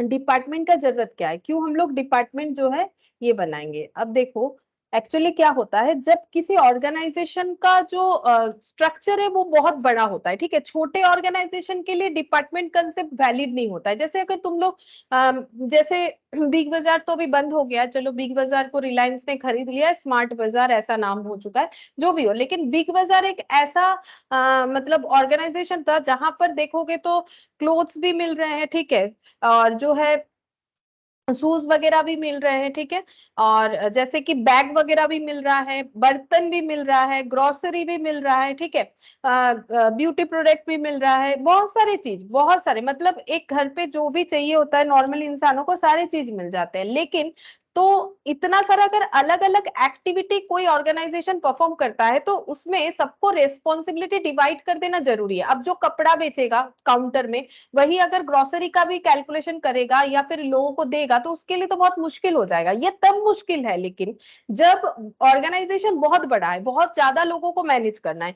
लेकिन अगर कम लोगों को मैनेज करना है, तो जैसे ग्रोसरी शॉप में भी तो बहुत सारे आइटम रहते हैं, नॉर्मली जो हम लोग ग्रोसरी शॉप देखते हैं वहां भी बहुत सारे आइटम रहते हैं, तो ग्रोसरी आइटम के अलावा भी वो लोग अलग अलग आइटम रखते हैं, ऐसा नहीं कि नहीं रखते हैं, बहुत से जगह पे रखते हैं, छोटा मोटा मेडिसिन वगैरह बहुत सारी चीज रखा जाता है। तो क्या उनके उसके लिए उनको डिपार्टमेंट बनाना पड़ता है? नहीं। लेकिन ऑर्गेनाइजेशन का अगर स्ट्रक्चर बहुत बड़ा है तो उसे प्रॉपरली मैनेज करने के लिए हमें क्या करना पड़ेगा? डिपार्टमेंट वाइज काम करना पड़ेगा। जैसे देखो, अगर घर पे एक छोटा मोटा कुछ जो है पार्टी ऑर्गेनाइज कर रहे हो, तो उसके लिए डिपार्टमेंट वाइज काम डिवाइड करना जरूरी नहीं। लेकिन अगर हमारा कोई बड़ा ओकेशन होता है घर पे, जैसे कि शादी वगैरह, तो वहां पर देखो लोगों को ना काम डिवाइड कर दिया जाता है कि तुम ये वाला काम करो, तुम ये काम करो, तुम जो है प्रोडक्ट खरीद के लेके आओ, ठीक है, या फिर जैसे मान लो जो भी रिक्वायरमेंट होता है। तो जब हमारा काम एक्टिविटी के ऊपर डिपेंड करता है कि हमें अपने काम को डिपार्टमेंट में डिवाइड करना चाहिए या नहीं करना चाहिए, ठीक है। तो यहाँ पर सारे बड़े ऑर्गेनाइजेशन का ही बात होगा जो कि अपने काम को डिपार्टमेंट में डिवाइड करते हैं, अदरवाइज हम लोग डिपार्टमेंट अकाउंट नहीं सीख पाएंगे। तो इससे हमें बेनिफिट क्या होता है? डिपार्टमेंट वाइज डिवाइड करने से काम जो है बहुत स्मूथली होता है, कंट्रोल में रहता है, और जो है मैनेज करना भी आसान होता है, ठीक है। इसको इसीलिए डिपार्टमेंट बनना जरूरी है। ये देखो, if a business consists of several independent activities or is divided into several departments for carrying on separate function, its management is usually interested in finding out the working result of। अच्छा, ये बोल रहा है कि क्यों हम लोग department accounting करेंगे, ठीक है। ये तुम लोग अपने मन से पढ़ सकते हो, हम अपने हिसाब से समझा देते हैं, ठीक है। ये सब स्टोरी है, तुम लोग चाहो तो पढ़ सकते हो कि डिपार्टमेंट अकाउंटिंग करके फायदा क्या है। तो यहाँ पर देखो, जैसे कि एक ऑर्गेनाइजेशन है, सपोज ए लिमिटेड, ठीक है, ये एक रिटेल स्टोर है, सपोज ये एक रिटेल स्टोर है, तो ये एक एंटिटी है। अगर कोई एक ऑर्गेनाइजेशन है जिसका रिटेल स्टोर है, ऑर्गेनाइजेशन क्या है? ये एक रिटेल स्टोर है, तो ये एक एंटिटी हो गया। अब इस रिटेल स्टोर के अंदर, मतलब इस ऑर्गेनाइजेशन ने अपने 4 डिपार्टमेंट बना रखे हैं, सपोज की 4 डिपार्टमेंट बना रखे हैं ऐसे, डिपार्टमेंट 1, डिपार्टमेंट 2, डिपार्टमेंट 3, डिपार्टमेंट 4, ठीक है। यहाँ पर इस डिपार्टमेंट में मान लो कपड़े बिकते हैं, ठीक है, इसमें मान लो फुटवेयर, इसमें मान लो बैग्स वगैरह, ठीक है, इसमें मान लो फूड आइटम, ठीक है, फूड आइटम, ऐसे हो सकता है। तो जब काम डिपार्टमेंट वाइज डिवाइड होता है तो यहाँ पर क्या होगा ना, अलग अलग लोग रहेंगे। जैसे मान लो अगर जो क्लोज डिपार्टमेंट में, उनको जाके पूछोगे इस बैग का प्राइस क्या है, वो बुला देंगे, बैग काउंटर में जो लोग हैं उनको बुला देंगे कि इनसे पूछिए, ठीक है, क्योंकि ये मेरा डिपार्टमेंट नहीं है। हम लोग बोलते हैं ना ये मेरा डिपार्टमेंट नहीं है, मतलब मेरे एक्टिविटी या फंक्शन के अंदर नहीं आ रहा है। तो हर एक डिपार्टमेंट में ऑर्गेनाइजेशन क्या कर सकता है, एक एक मैनेजर को भी अपॉइंट कर सकता है कि आप इस डिपार्टमेंट को मैनेज करो। अब उस मैनेजर के अंडर में और भी लोग काम करते होंगे। अब मैनेजर अपॉइंट होगा कि नहीं, कितने लोग काम करेंगे, वो तो डिपेंड करेगा कि ए लिमिटेड कितना बड़ा ऑर्गेनाइजेशन है, उस पर डिपेंड करेगा। अब उसके पास अगर उतना 4 मैनेजर को सैलरी देने लायक इनकम होता है तो वो 4 मैनेजर रख सकता है, नहीं है तो होता है तो एक सुपरवाइजर रख लेगा, ठीक है। वो तो ऑर्गेनाइजेशन टू ऑर्गेनाइजेशन वेरी करेगा। अब जैसे ए लिमिटेड एक एंटिटी है जिसका ये 4 डिपार्टमेंट है, तो ये हर एक डिपार्टमेंट को ना एक एंटिटी के तरह ट्रीट किया जाएगा जब हम लोग इसका अकाउंटिंग करेंगे, ठीक है। हर एक डिपार्टमेंट को एक एंटिटी के तरह हमें ट्रीट करना है इंडिविजुअली, ठीक है। ये खुद तो एक एंटिटी है ही है, और ये सब भी एक एक एंटिटी है, ऐसा हम लोग मान के चलेंगे, ठीक है। और हर एक एंटिटी का हमें प्रॉफिट या लॉस निकालना है। जैसे हम लोग ए लिमिटेड का प्रॉफिट लॉस निकालते हैं क्योंकि वो एक एंटिटी है, वैसे ही हम लोग सारे डिपार्टमेंट का प्रॉफिट या लॉस इंडिविजुअली निकालेंगे, ठीक है। क्या ये सिर्फ रिटेल स्टोर के लिए होगा? नहीं, ऐसा बात नहीं है। अगर कोई मैन्युफैक्चरिंग कंपनी है उसके लिए भी होगा। जैसे मान लो बी लिमिटेड, ठीक है, ये क्या है, ये एक मैन्युफैक्चरिंग कंपनी है। मैन्युफैक्चरिंग कंपनी का मतलब है जो किसी मतलब जो रॉ मटेरियल को लाके प्रोडक्ट खुद से बना के बेचती है, ठीक है। अब इनका भी डिपार्टमेंट हो सकता है, जैसे तुम लोग कॉस्ट में पढ़ते हो, ये तो कॉस्टिंग का ही हो गया ना, मैन्युफैक्चरिंग मतलब कॉस्टिंग। तो यहाँ पर देखो ये इन्होंने परचेस डिपार्टमेंट बना रखा होगा जो कि रॉ मटेरियल खरीद के लाता है, ठीक है, परचेस डिपार्टमेंट। एक प्रोडक्शन डिपार्टमेंट हो सकता है इनका, जो प्रोडक्शन से रिलेटेड काम करते हैं, और एक सेल्स डिपार्टमेंट हो सकता है। और ये सारे डिपार्टमेंट को क्या ट्रीट करना है, इंडिविजुअली एक एक एंटिटी के तरह ट्रीट करना है। मतलब एक ऑर्गेनाइजेशन को जैसे जिस तरीके से ट्रीट किया जाता है, इसके अंदर जितने भी डिपार्टमेंट होंगे उसको भी हम लोग उसी तरीके से ट्रीटमेंट देंगे, ठीक है। अच्छा, अब हमें ये अलग अलग एंटिटी वाइज करेंगे तो सारे डिपार्टमेंट का जो है प्रॉफिट या लॉस हमें अलग अलग निकालना पड़ेगा। अब इसका रीजन क्या है, एक एग्जांपल से समझते हैं। देखो, सपोज एक ऑर्गेनाइजेशन में 2 डिपार्टमेंट है, डिपार्टमेंट ए और डिपार्टमेंट बी, ठीक है। हम इसका ट्रेडिंग पीएल बनाते हैं। देखो, ट्रेडिंग ही बनाते हैं। जैसे मान लो डिपार्टमेंट ए में एक्सपेंस हुआ है 40 रुपीज का, और इस डिपार्टमेंट में इनकम हुआ है 100 रुपीज का, तो प्रॉफिट कितना हुआ है, इन्होंने प्रॉफिट कमाया है 60 रुपीज का, ठीक है। और डिपार्टमेंट बी का मान लो खर्चा हुआ है 60 रुपीज का, और इनकम हुआ है 50 रुपीज का, तो इनका लॉस हुआ है। देखो, इनका नेट लॉस, ठीक है। ग्रॉस लॉस लिख देते हैं अगर हम लोग इसको ट्रेडिंग मानते हैं, ट्रेडिंग पीएल कुछ भी मानो, ठीक है। ये जस्ट अभी एग्जांपल दे रहे, उतना मतलब ये ट्रेडिंग ही है, पीएल है ऐसा नहीं बोल रहे। मान लेते चलो ग्रॉस प्रॉफिट ही निकाल रहे, तो ये हो गया 10 रुपीज का लॉस, ठीक है। 10 रुपीज का लॉस हो गया। अच्छा, अब अगर हम लोग ये इंडिविजुअली नहीं बना के सिर्फ और सिर्फ पूरे ऑर्गेनाइजेशन का, ये ऑर्गेनाइजेशन जिसमें 2 डिपार्टमेंट है, मान लो ये ऑर्गेनाइजेशन है एक्स लिमिटेड, ठीक है, जिसके 2 डिपार्टमेंट है, उसका हम लोगों ने इंडिविजुअली प्रॉफिट या लॉस निकाला, क्योंकि डिपार्टमेंट था तो हम लोगों ने इंडिविजुअली एंटिटी के तरह ट्रीट किया। अगर ऐसा नहीं करके हम लोग सिर्फ एक्स लिमिटेड को ही यहाँ पर देखना चाहते हैं कि उसका प्रॉफिट या लॉस कितना है, तो हम लोग क्या बोलेंगे, इनका टोटल खर्चा कितना होगा, 40 + 60, ठीक है। एक्स लिमिटेड का टोटल खर्चा 40 + 60,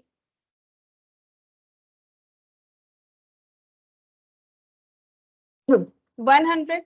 और एक्स लिमिटेड का टोटल इनकम 100 + 50 कितना हो गया, 150। तो ग्रॉस प्रॉफिट 50 रुपीज, ठीक है। तो अगर कोई डिपार्टमेंट को अलग से इवेल्युएट नहीं करके डायरेक्ट ये निकालता है, तो ऐसा लगेगा कि एक्स लिमिटेड एक प्रॉफिट अर्निंग ऑर्गेनाइजेशन है जिसने 50 रुपीज प्रॉफिट कमाया, ठीक है। अब ये प्रॉफिट अच्छा है खराब है वो छोड़ो, प्रॉफिट कम है ज्यादा है वो नहीं बोल रहे, प्रॉफिट तो कमाया है ना। लेकिन अगर हम लोग इसको इंडिविजुअली चेक करते हैं, ठीक है, तो हमें ये पता चलेगा कि कौन सा डिपार्टमेंट प्रॉफिट मेकिंग है, कौन सा डिपार्टमेंट लॉस मेकिंग है, ठीक है। अब ये देखो, लॉस होने से अगर लॉस है तो हमें कुछ स्टेप्स मतलब रेमेडी भी तो लेना पड़ेगा ना। मेरा अगर लॉस हो रहा है, मैंने यहाँ प्रॉफिट लिख दिया, तुम लोगों ने भी नहीं बोला, देखो अगर मेरा लॉस हो रहा है तो मुझे कुछ रेमेडी लेना पड़ेगा, जैसे ऐसा क्या करे ताकि इसका प्रॉफिट होना स्टार्ट हो जाए, या फिर क्यों इसका लॉस हो रहा है वो आइडेंटिफाई करे, या फिर क्या ये डिपार्टमेंट बंद कर दे, बेकार में ओपन रख रहे हैं, इससे उतना कुछ खास इनकम नहीं हो रहा है। ये सारी चीजों को तो तभी समझ पाएंगे ना जब हम लोग इंडिविजुअली कैलकुलेट करेंगे। अगर ओवरऑल कैलकुलेट करेंगे तो ये आइडेंटिफाई करना हमारे लिए कभी पॉसिबल नहीं होगा कि हम लोगों का ऑर्गेनाइजेशन का जो प्रॉफिट है वो एक्चुअली ऑर्गेनाइजेशन में जो डिपार्टमेंट वाइज अगर काम हो रहा है तो कौन सा डिपार्टमेंट प्रॉफिट और लॉस में है, ये हम लोग आइडेंटिफाई करके ओवरऑल परफॉर्मेंस को बेटर कर सकते हैं अपने ऑर्गेनाइजेशन का। इसीलिए डिपार्टमेंटल अकाउंटिंग करना बहुत जरूरी है। तो इससे हम लोग का जिस्ट क्या निकल के आए, इससे हम लोग ये लिख सकते हैं, departmental accounts helps in identifying the performance of each department and each department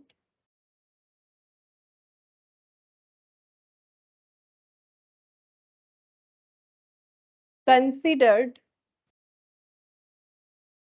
to be an activity center और एंटिटी।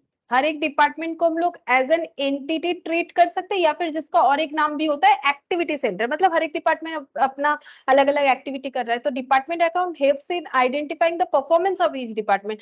ऐसे करने पे ए का परफॉर्मेंस, बी का परफॉर्मेंस हम लोगों ने आइडेंटिफाई कर लिया, ठीक है, जिसको हम लोग इंडिविजुअली एक एक एंटिटी या फिर एक एक एक्टिविटी सेंटर की तरह ट्रीट कर रहे हैं। अच्छा, अब देखो, अब हम लोग लिखेंगे benefit of department account, benefit of departmental account. Departmental account का बेनिफिट क्या क्या है, ठीक है। वैसे तो हमें देखो यहाँ पर मिल जाएगा, ये देखो यहाँ पर लिखा हुआ है ना, इवैल्यूएशन, ये देखो एडवांटेज, इवैल्यूएशन ऑफ परफॉर्मेंस, जो मैंने पहले ही बोला, हम लोग परफॉर्मेंस को इवैल्यूएट कर सकते हैं। Growth potential of each department, हर एक डिपार्टमेंट कितना ज्यादा ग्रोइंग है वो हम लोग आइडेंटिफाई कर पाएंगे। जो प्रॉफिट के ऊपर प्रॉफिट किए जा रहा है वो ग्रोइंग होगा। जस्टिफिकेशन ऑफ कैपिटल आउटले, ठीक है, मतलब हम लोग ये आइडेंटिफाई कर पाएंगे कि हमें कहाँ पर कौन से डिपार्टमेंट में कैपिटल फर्दर इंट्रोड्यूस करना है, कौन से में नहीं करना है, ठीक है।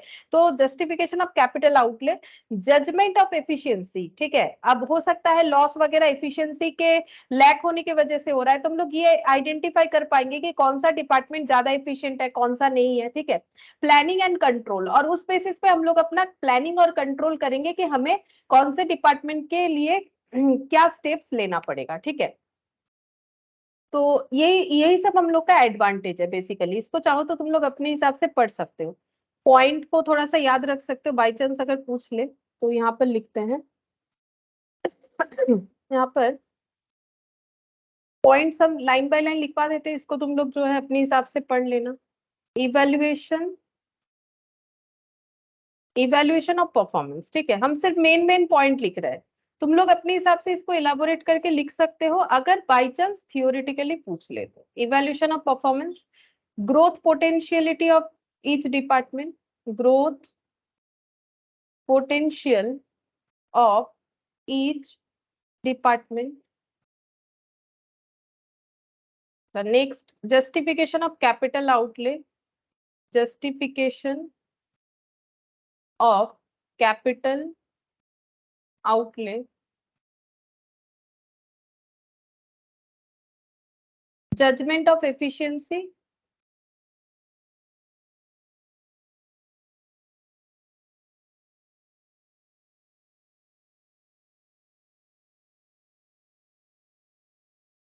और प्लानिंग एंड कंट्रोल। देखो ये लिखना कोई बड़ा बात नहीं है, इतना तो तुम लोग कर ही लोगे, ठीक है। और वैसे भी ये हम शेयर कर देंगे, यहाँ पर लिखा हुआ है, और ये खुद से भी तुम लोग अपने मन से लिख सकते हो, यहाँ से रटने का कोई जरूरत ही नहीं है, ठीक है।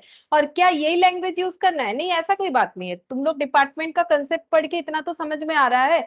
अलग अलग एक्टिविटी का परफॉर्मेंस हम लोग, मतलब अलग अलग एंटिटी जो बना हुआ है डिपार्टमेंट वाइज, उसका हम लोग परफॉर्मेंस आइडेंटिफाई कर पाएंगे। कौन सा डिपार्टमेंट ग्रोथ दे रहा है, कौन सा लॉस मेकिंग है, ठीक है। कैपिटल कहाँ कितना लगाना चाहिए ये आइडेंटिफाई कर पाएंगे, एफिशिएंसी आइडेंटिफाई कर पाएंगे, प्लानिंग और कंट्रोल कर पाएंगे, ठीक है।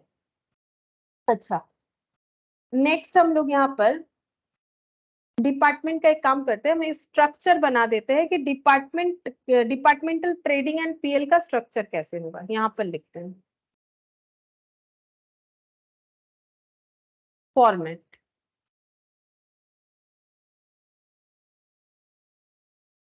Departmental trading and PL.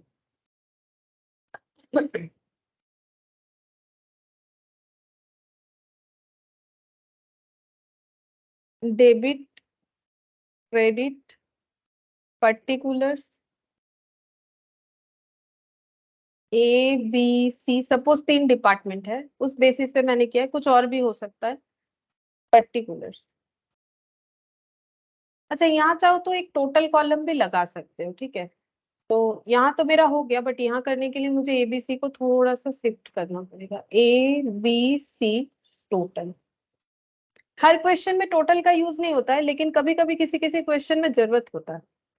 तो ट्रेडिंग में जैसे लिखते हैं, पहले ओपनिंग स्टॉक, ठीक है, फिर परचेज, फिर सारे डायरेक्ट एक्सपेंस। ट्रेडिंग में क्या आता है? Direct expense. डायरेक्ट एक्सपेंसेस का मतलब क्या होता है? अप टू गोडाउन तक, गोडाउन तक लाने का सारा खर्चा, सेलेबल कंडीशन तक में लेके आने का, जैसे wages, carriage inward, freight inward, ये सब होता है। तो उसको हम लोग इकट्ठे क्या बोलते हैं? Direct expense.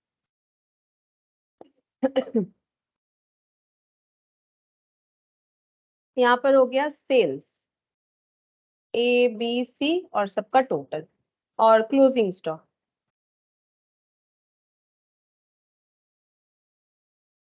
अब आंसर हम लोग का दो हो सकता है, या तो ग्रॉस प्रॉफिट या तो ग्रॉस लॉस। अगर ग्रॉस लॉस आया तो इधर होगा, ठीक है, और अगर ग्रॉस प्रॉफिट आया तो इधर होगा। अब ऐसा भी हो सकता है कि किसी डिपार्टमेंट का प्रॉफिट किसी का लॉस, ऐसे भी हो सकता है, ठीक है। वो तो डिपेंड करेगा कि कैसे होगा। अब यहाँ पर हम एक बार सभी में दिखा देते, ठीक है। वैसे इंडिविजुअली तो नहीं दिखा सकते ना, वो तो क्वेश्चन में जैसे होगा उस हिसाब से हम लोग कर लेंगे। या तो ग्रॉस प्रॉफिट आएगा या तो ग्रॉस लॉस आएगा। अब जरूरी नहीं है कि तीनों का ही प्रॉफिट आ गया या तीनों का ही लॉस आ गया, जैसा जिसका परफॉर्मेंस होगा उस हिसाब से प्रॉफिट या लॉस हो सकता है। अब पीएल भी बनेगा, क्योंकि ट्रेडिंग पीएल मैंने बोला है, तो ये ब्रॉट डाउन हो जाएगा। अगर ग्रॉस प्रॉफिट है तो इधर, ग्रॉस लॉस है तो इधर। तो यहाँ पर लिख देते हैं by gross profit brought down. अगर ब्रॉट डाउन हुआ इधर तो ऐसे, अगर ये ब्रॉट डाउन हुआ तो to gross loss brought down. यहाँ पर आता है इनडायरेक्ट एक्सपेंस, मतलब जो पीएल में चार्ज होता है, ठीक है। क्या क्या होता है? ऑफिस एडमिनिस्ट्रेशन, सेलिंग, डिस्ट्रीब्यूशन, ये सारे खर्चे आ जाते हैं, ठीक है, इनडायरेक्ट एक्सपेंस। और यहाँ पर आता है इनडायरेक्ट इनकम। इनडायरेक्ट इनकम का मतलब होता है वो सारे इनकम जो बिजनेस से रिलेटेड नहीं है, जो बिजनेस हम लोग कर रहे हैं, जैसे कि डिस्काउंट रिसीव हो जाना, कुछ इन्वेस्टमेंट किया है उससे कुछ डिविडेंड आ रहा है, शेयर में इन्वेस्ट किया है, कुछ अर्निंग आ रहा है, कुछ एफडी कर रखा है उससे इंटरेस्ट आ रहा है, ये सब इनडायरेक्ट इनकम होता है। अब इसके बाद हमारा क्या हो सकेगा? या तो नेट प्रॉफिट आ जाएगा या तो नेट लॉस आ जाएगा।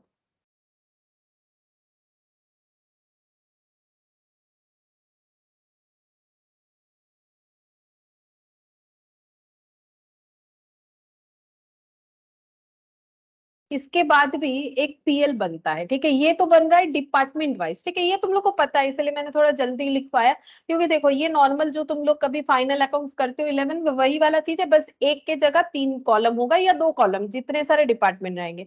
इसके अलावा भी एक पीएल बनेगा, दैट इज जनरल पीएल, ठीक है। अब इसका भी कंसेप्ट बताते हैं, ये क्यों बनेगा जनरल पीएल बनेगा। जनरल मतलब समझ में आ रहा है, जो कि ओवरऑल पीएल बनेगा, ठीक है। ये देखो, ये फॉर्मेट देखने से समझोगे कि क्या होता है। ये वाला यहाँ डेबिट लिख दिया, यहाँ क्रेडिट लिख दिया, ठीक है। यहाँ पर लिखेंगे ये जो नेट प्रॉफिट या नेट लॉस आएगा उसे हम लोग यहाँ पर टोटल करके लिखेंगे। जैसे मान लो नेट लॉस आया तो इधर नेट प्रॉफिट आया तो इधर ब्रॉट डाउन होगा। अब ए बी सी तीनों डिपार्टमेंट का जो भी आया इसको टोटल करके यहाँ लिखेंगे। अगर नेट लॉस आया है तीनों डिपार्टमेंट का, मैंने 3 इसीलिए लिखा क्योंकि मैंने ऊपर 3 का एग्जांपल लिया, अगर 2 होगा तो 2 ले सकते हो। और यहाँ पर क्या लिखेंगे, यहाँ इनकम भी आ सकता है, ठीक है। इधर इनकम जैसे आता है, इधर क्या लिखेंगे, एक्सपेंस। अच्छा, फिर यहाँ पर ऐसा कौन सा इनकम या एक्सपेंस आएगा जो हम लोग यहाँ लिखेंगे लेकिन यहाँ नहीं लिख सकते। देखो एक्चुअली क्या होगा, हम लोगों का ऐसा कुछ एक्सपेंस या इनकम क्वेश्चन में दे सकता है जिसे हम लोग डिपार्टमेंट वाइज डिस्ट्रीब्यूट नहीं कर पा रहे। जब तक नहीं कर पाएंगे तब तक लिखेंगे कैसे, समझो कि अगर मेरे पास ऐसा कोई इनकम है जो हम एबीसी में डिस्ट्रीब्यूट नहीं कर पा रहे, या फिर ऐसा कोई एक्सपेंस है जो हम एबीसी में डिस्ट्रीब्यूट नहीं कर पा रहे, तो वैसे खर्चे या इनकम को हमें जनरल पीएल में लिखना है, इकट्ठे लिखना है, ठीक है। मतलब वो इकट्ठा ही रहेगा, उसे हम लोग स्प्लिट नहीं कर पा रहे, तो इनकम। अच्छा, ऐसे एक्सपेंसेस का एग्जांपल जैसे हम देते हैं, जैसे देखो ऑडिट फीस। ऑडिट फीस तो डिपार्टमेंट वाइज नहीं लगता है कि हम लोग डिवाइड कर लेंगे, ऑडिट फीस जो है पूरे ऑर्गेनाइजेशन का होता है। तो ऑडिट फीस अगर है तो वो डिपार्टमेंट वाइज डिवाइड नहीं करना पड़ता है, होता भी नहीं है, क्योंकि डिपार्टमेंट वाइज डिवाइड होने का एक बेसिस होना चाहिए, ठीक है। उस बेसिस पे डिवाइड होता है। जैसे मान लो कि इलेक्ट्रिसिटी का खर्चा सपोज, जो कि पीएल का आइटम है। अब ए डिपार्टमेंट में मान लो 2 लाइट पॉइंट है, ठीक है। ए डिपार्टमेंट में मान लो 2 लाइट पॉइंट है, बी डिपार्टमेंट में मान लो 1 लाइट पॉइंट है, सी डिपार्टमेंट में मान लो 5 लाइट पॉइंट है। और इलेक्ट्रिसिटी का बिल एक ही जगह पे आता है और बिल आया है हम लोगों का 3000, ठीक है। बिल आया है हम लोगों का 3000। तो इस अमाउंट को इन सब में कैसे डिस्ट्रीब्यूट करेंगे, तो देखो इलेक्ट्रिसिटी का बिल तो यूज के ऊपर आता है। अब इन्होंने 2 लाइट पॉइंट पे यूज किया होगा तो 2:1:5 में हमें ये 3000 को डिस्ट्रीब्यूट कर देना है। लेकिन ऑडिट के खर्चे को डिस्ट्रीब्यूट करने का तो कोई बेसिस नहीं होता है कि हम लोग करें। तो अगर क्वेश्चन में स्पेसिफिकली बताया है तो बात अलग है, नहीं तो ऑडिट फीस या फिर कुछ लीगल एक्सपेंसेस जो कि डिपार्टमेंट वाइज डिवाइड नहीं हो पा रहे हैं तो वो यहाँ लिखना चाहिए। या फिर जैसे इंटरेस्ट ऑन डिवेंचर, कंपनी अगर है उसने लोन डिवेंचर इशू किया है। डिवेंचर क्या होता है, पब्लिक से लिया गया लोन। जैसे बैंक से लोन लेते हैं वैसे पब्लिक से लोन ले सकते हैं, और वो कंपनी करती है, तो कंपनी उसके बदले क्या इशू करती है, मतलब पब्लिक को जो देती है that is debenture. Public debenture खरीदता है, कंपनी को पैसा देता है, बदले में कंपनी उसे इंटरेस्ट देती है, लोन है ना। तो इंटरेस्ट ऑन डिवेंचर। और क्या होगा, preliminary expenses. Preliminary expense, preliminary expenses का मतलब बिजनेस को शुरू करने के टाइम पे जो भी खर्चा होता है उसे बोलते हैं प्रीलिमिनरी एक्सपेंसेस। तो ये जस्ट मैंने कुछ एग्जांपल्स दिया है, जरूरी नहीं कि यही सब होगा, लेकिन ऐसा खर्चा जो डिवाइड नहीं कर पा रहे वो सारे खर्चे हम लोग यहाँ पर दे देंगे, ठीक है। ये इनकम साइड में इनकम चला जाएगा, एक्सपेंसेस साइड में एक्सपेंस चला जाएगा। इसके बाद क्या निकल के आएगा, इसके बाद हम लोगों का जनरल प्रॉफिट या लॉस निकल के आएगा। तो यहाँ पर लिखेंगे टू प्रॉफिट, अगर प्रॉफिट निकल के आता है, to profit transfer to capital, जो कैपिटल में जाएगा, क्योंकि नेट प्रॉफिट ओवरऑल कहाँ जाता है, कैपिटल में जाता है ना। तो एक चीज और भी बताएंगे, रुको ये लिख देते हैं, by loss transfer to capital, अगर लॉस हुआ तो कैपिटल में लिखेंगे।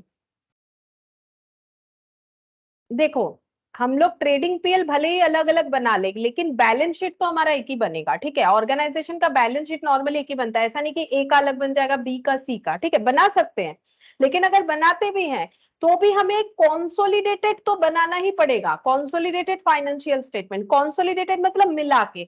अब ये एबीसी डिपार्टमेंट अलग अलग है, ठीक है। जैसे देखो यहाँ पर मैंने जो एग्जाम्पल दिया कि एक्स लिमिटेड का मान लेते हैं 2 डिपार्टमेंट है, ठीक है, लेकिन एक्स लिमिटेड का एक ओवरऑल प्रॉफिट का भी डेटा चाहिए होता है। ये अलग अलग बनाना ऑर्गेनाइजेशन के लिए जरूरी है, लेकिन ये इकट्ठा बनाना जरूरी किसके लिए है, जो इन्वेस्टर है उनके लिए। अगर शेयर लिस्टेड कंपनी है तो शेयर होल्डर के लिए। जैसे देखो अगर तुम लोग मान लो खरीदना चाहते हो एसबीआई का शेयर, एसबीआई का कितना ब्रांच है, अब उस ब्रांच में कितना डिपार्टमेंट है, क्या किसी ऑर्गेनाइजेशन का शेयर खरीदने के लिए कोई अगर बड़ा ऑर्गेनाइजेशन है, क्या हर एक ब्रांच के अंदर जितने डिपार्टमेंट है सबका परफॉर्मेंस देख के मतलब इवैल्यूएशन करके फिर हम लोग खरीदेंगे, ये पॉसिबल ही नहीं है।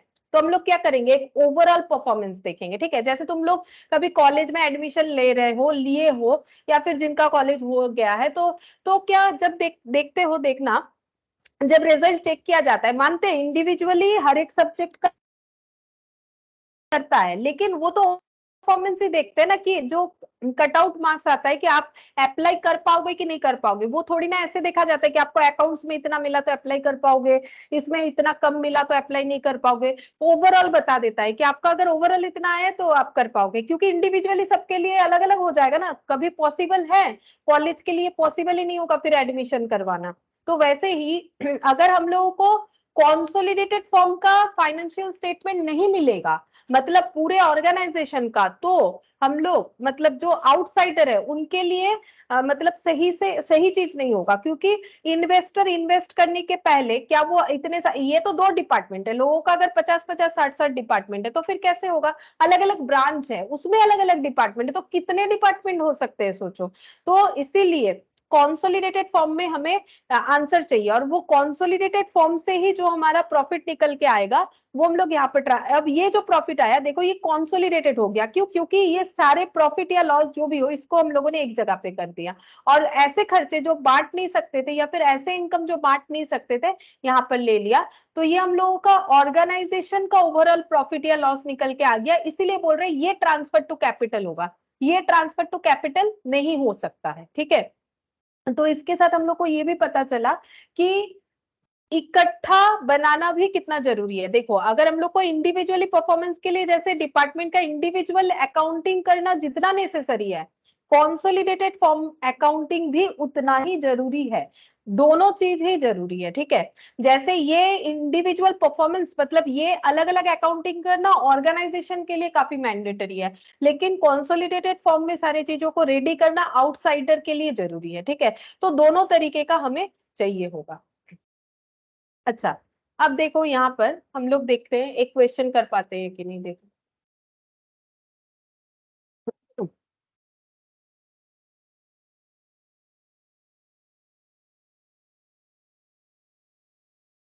अच्छा ये देखो, जैसे मैंने बोला एलोकेशन का बेसिस होता है, लेकिन ये रटने का जरूरत नहीं है, रेंट फ्लोर बेसिस पे ही होता है। देखो कभी भी अगर तुम लोग रेंट लिए हो या रेंट पे हो या फिर रेंट कभी लेते हो, तो देखना स्क्वायर फीट पे होता है, अगर फ्लैट भी सेल होता है ना तो वो स्क्वायर फीट पे होता है।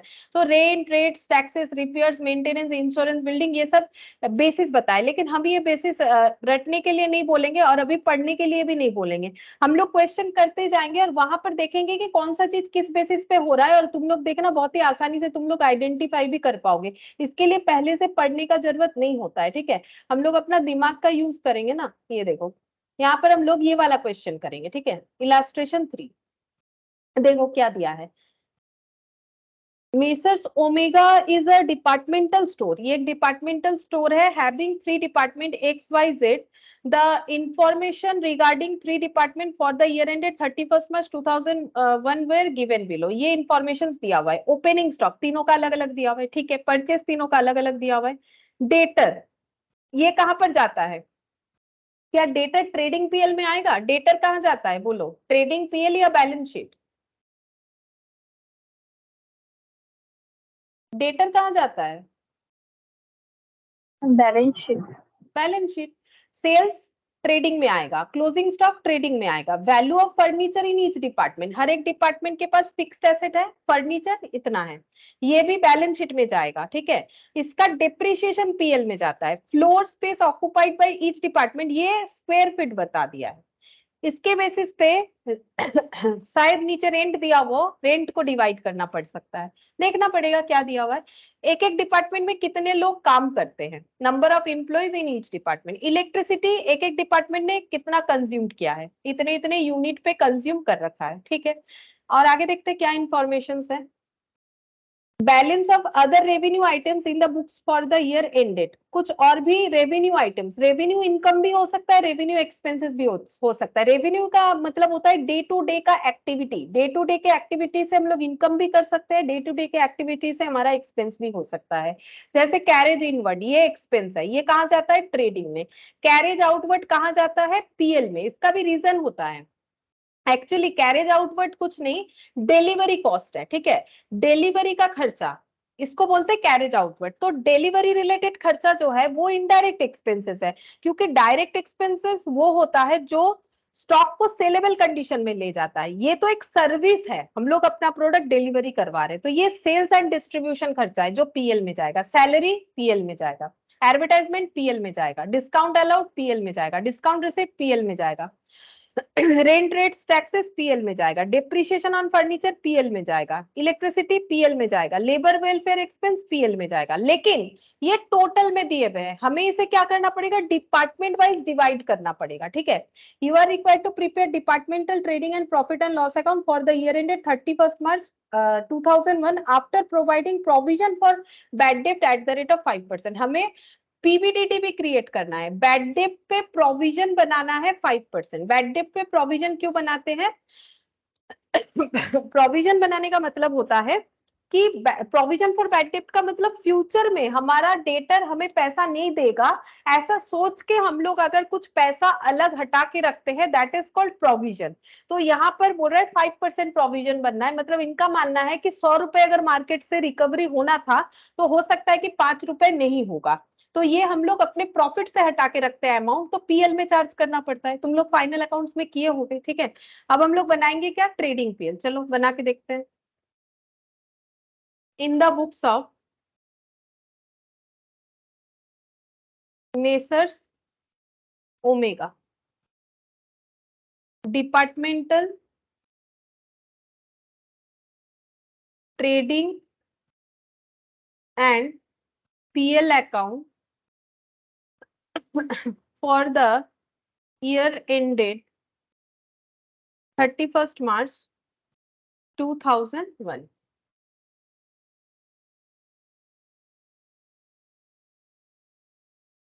डेबिट क्रेडिट पर्टिकुलर्स, पहला क्वेश्चन है इसलिए हम प्रॉपर फॉर्मेट से कर दे रहे हैं। XYZ total, particulars X Y Z और टोटल। अब हम लोग लाइन बाय लाइन लिखना स्टार्ट करते हैं, क्वेश्चन को फॉलो करके लिखेंगे। ओपनिंग स्टॉक जैसे दिया हुआ है सब में लिख देते, डिस्ट्रीब्यूट है ऑलरेडी। टू ओपनिंग स्टॉक, ये मैंने शॉर्टकट में लिखा। ठीक है, 36, 24, 20।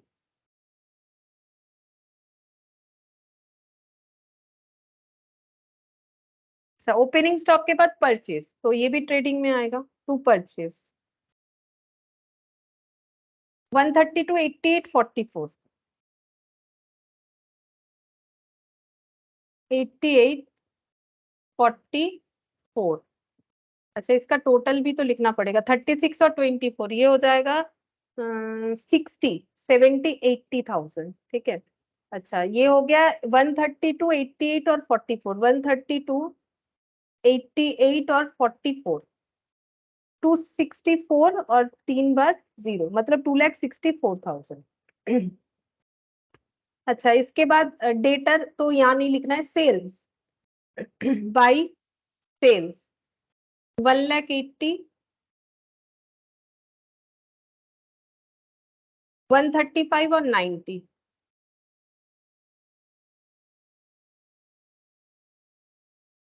तो देखते कितना हो रहा है, 180, 135 और 90, 4,05,000 होगा, 4,05,000।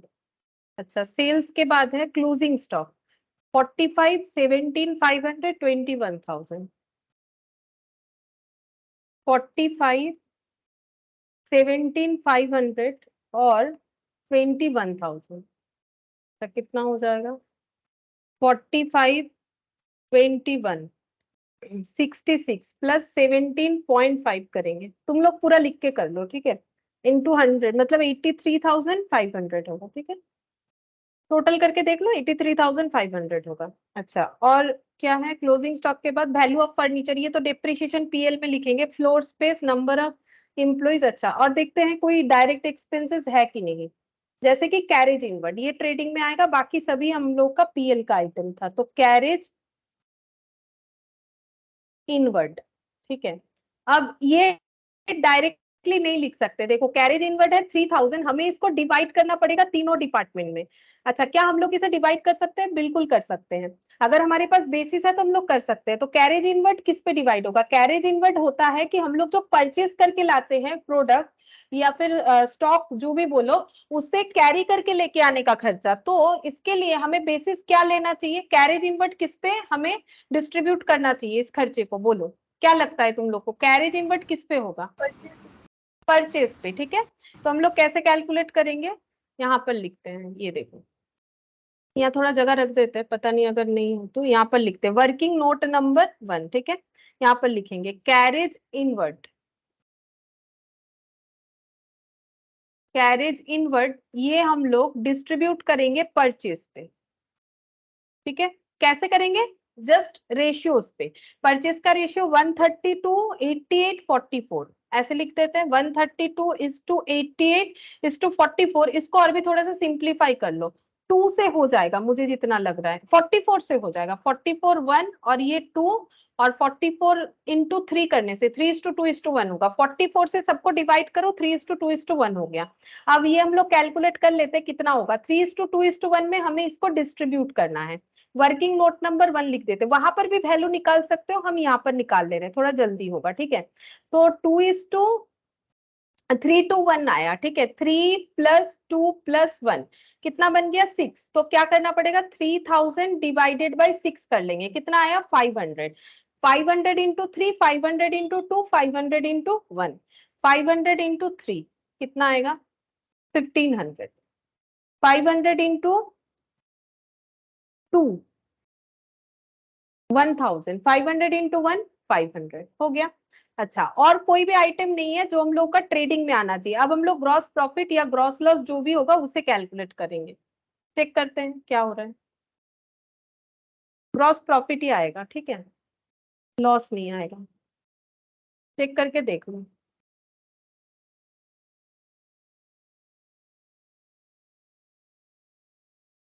टोटल करते हैं, देखो कितना हो रहा है। कर रहे हो तो एक बार बता दो। 1,80,000 + 45, 2,25,000 माइनस 36,132,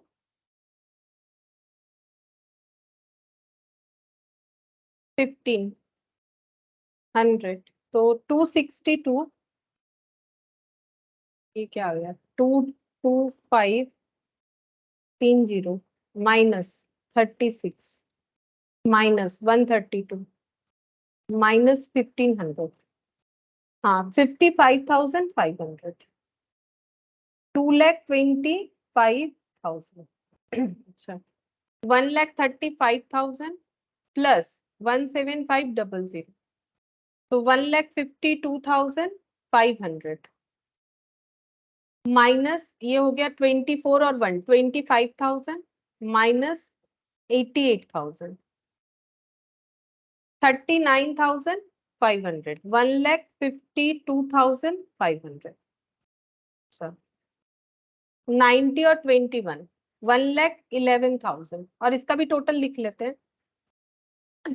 22530, 152520 और 11130, 4,88,500, ये टोटल वाला कॉलम। ठीक है, अच्छा यहाँ पर कितना आया? 1,11,000, और ये कितना हो गया? 20 और 44 मतलब 64,500, 64,500, तो ये कितना आ गया? 46,500। ठीक है, अच्छा अब यहाँ पर जीपी का टोटल भी निकालना पड़ेगा और ये भी निकाल लेंगे। ठीक है, चलो जीपी का टोटल निकाल लेते हैं। 39,500 और 46,500, 141,500। ठीक है, और इधर का टोटल कितना आएगा? इतना ही आएगा। ठीक है, तभी तो टैली हो रहा है ना, इतना ही आएगा। तो और चेक नहीं कर रहे, तुम लोग चेक करके देख लेना, इतना ही आ जाएगा। अच्छा, अब हम लोग ब्रॉट डाउन करेंगे by gross profit brought down 55,000 sorry 55,500 1,39,500 ये रहा 39,500 46,500 और ये टोटल 141500 सिंपल ब्रॉट डाउन कर लिया हम लोगों ने। अच्छा अब क्या करेंगे, अब बाकी खर्चा देखेंगे जो भी है, जैसे कि यहाँ पर खर्चे में चले जाते हैं। पहले देखो पहला खर्चा आ रहा है कैरेज आउटपुट। बोलो कैरेज आउटपुट किस पे लगना चाहिए? मैंने बताया डिलीवरी का खर्चा है, तो कैरेज आउटवर्ड किस पे लगाना चाहिए हमें? सेल्स में। सेल्स में। तो सेल्स का रेशियोज निकालना पड़ेगा। कैरेज आउटवर्ड ये लगेगा सेल्स पे, इसका रेशियो सेल्स है 180 135 और 90।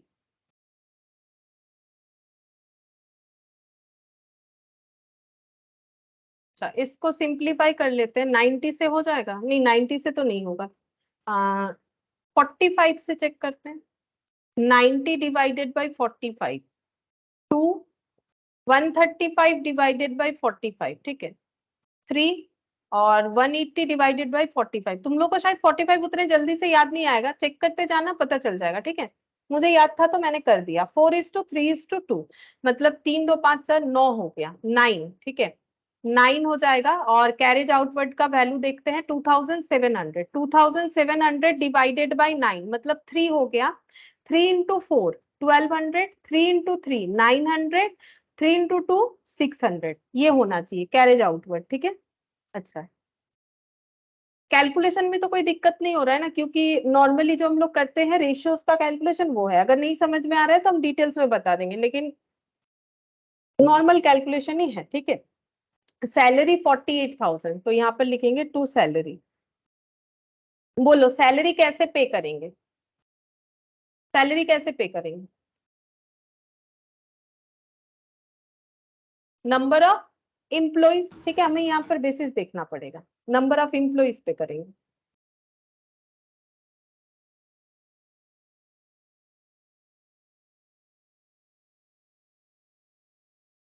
नंबर ऑफ एम्प्लॉइज कितने कितने हैं? 25 20 15 25 20 और 15 इसको सिंप्लीफाई कर लेते हैं। अगर तुम लोग नहीं करना चाहते हो पूरा ऐड करके भी कर सकते हो। 5 4 3 तो ऐड करने से कितना हो जाएगा? 4 और 3 7 7 और 5 12 12 हो गया।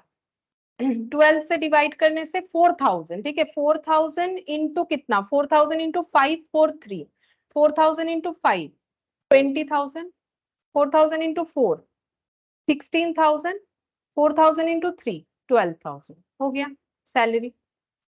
अच्छा सैलरी के बाद है एडवर्टाइजमेंट। ये देखो एडवर्टाइजमेंट 2,700 टू एडवर्टाइजमेंट 2,700। बोलो ये किस पे जाना चाहिए? एडवर्टाइजमेंट किस पे जाना चाहिए? एडवर्टाइजमेंट का खर्चा किस पे डिपेंड करेगा? सेल्स में। सेल्स पे। ठीक है तो सेल्स का तो पता ही है 4:3:2 मतलब 3 + 2 5 5 + 4 9 9 से डिवाइड होगा और 4 3 2 ठीक है 9 से डिवाइड होने से 300 300 इंटू 4 300 इंटू 3 300 इंटू 2 ठीक है ये हो जाएगा। ये देखो सेम होगा ना, कैरेज आउटवर्ड भी सेल पे हुआ था। अच्छा ये सब पे वर्किंग नोट 1 तुम लोग को ऐसे लिखना पड़ेगा यहाँ जगह नहीं हो रहा है इसलिए हम नहीं लिख रहे हैं। तुम लोग जब लिखोगे ना एग्जाम में तो उसी हिसाब से स्पेस रखना। Discount allowed 2250 to discount allowed 2250 discount allowed किस पे जाना चाहिए बताओ?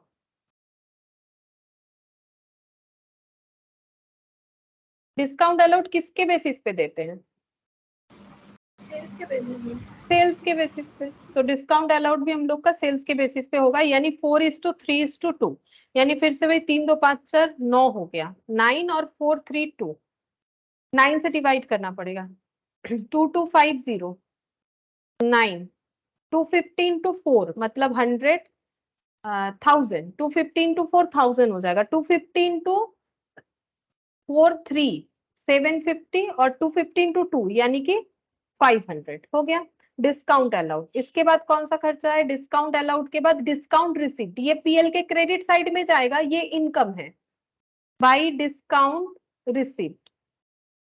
बोलो ये किस पे डिस्ट्रीब्यूट होना चाहिए, डिस्काउंट रिसिप्ट है हम लोगों का 1800, ये किस पे डिस्ट्रीब्यूट होना चाहिए, डिस्काउंट किससे रिसिप्ट करते हैं, परचेज। हाँ क्योंकि Purchase. क्रेडिटर से, हाँ परचेज, क्योंकि क्रेडिटर से करते हैं, तो परचेज का भी बना हुआ है, ये देखो 321, 321 मतलब 2 + 1 3 3 6 हो गया, 6 से डिवाइड करना पड़ेगा और 3 to 1 से मल्टीप्लाई, 6 से डिवाइड करने से 300, 300 इंटू 3 900, 300 इंटू 2 600, 300 इंटू 1 300 हो गया डिस्काउंट रिसीव्ड। अच्छा रेंट रेट्स एंड टैक्सेस लिख लेते हैं, फिर देखते हैं किस पे डिस्ट्रीब्यूट होगा, to rent rates and taxes, amount पहले लिख लेते हैं, रेंट रेट्स एंड टैक्सेस का अमाउंट है 7500, बोलो किस पे डिस्ट्रीब्यूट होना चाहिए, यहाँ पर हमें देखो बेसिस दिखेगा, देख के बताओ किस पे डिस्ट्रीब्यूट होना चाहिए, फ्लोर एरिया। फ्लोर स्पेस या फ्लोर एरिया, ठीक है यहाँ पर लिखते हैं रेंट फ्लोर स्पेस, रेशियोज देखते हैं, 3 30 25 20 ऐसे लिख देते हैं, दो दो जीरो हटा देते हैं, 30 25 20, 30 25 और 20, इसको और भी सिंप्लीफाई कर सकते हैं, ठीक है 5 से चला जाएगा, 5 6 30, 5 5 से 25, 5 4 20, ठीक है तो टोटल करने से 15 हो रहा है, तो 15 और 6 5 4 15 से डिवाइड करेंगे, 7500 को 15 से डिवाइड करने से कितना आता है, 500 आता है, 500 इंटू हमें करना पड़ेगा 6, तो ये हो जाएगा 3000 और फिर 5 मतलब 2500, फिर 4 यानी 2000, तो 3000 2500 और 2000।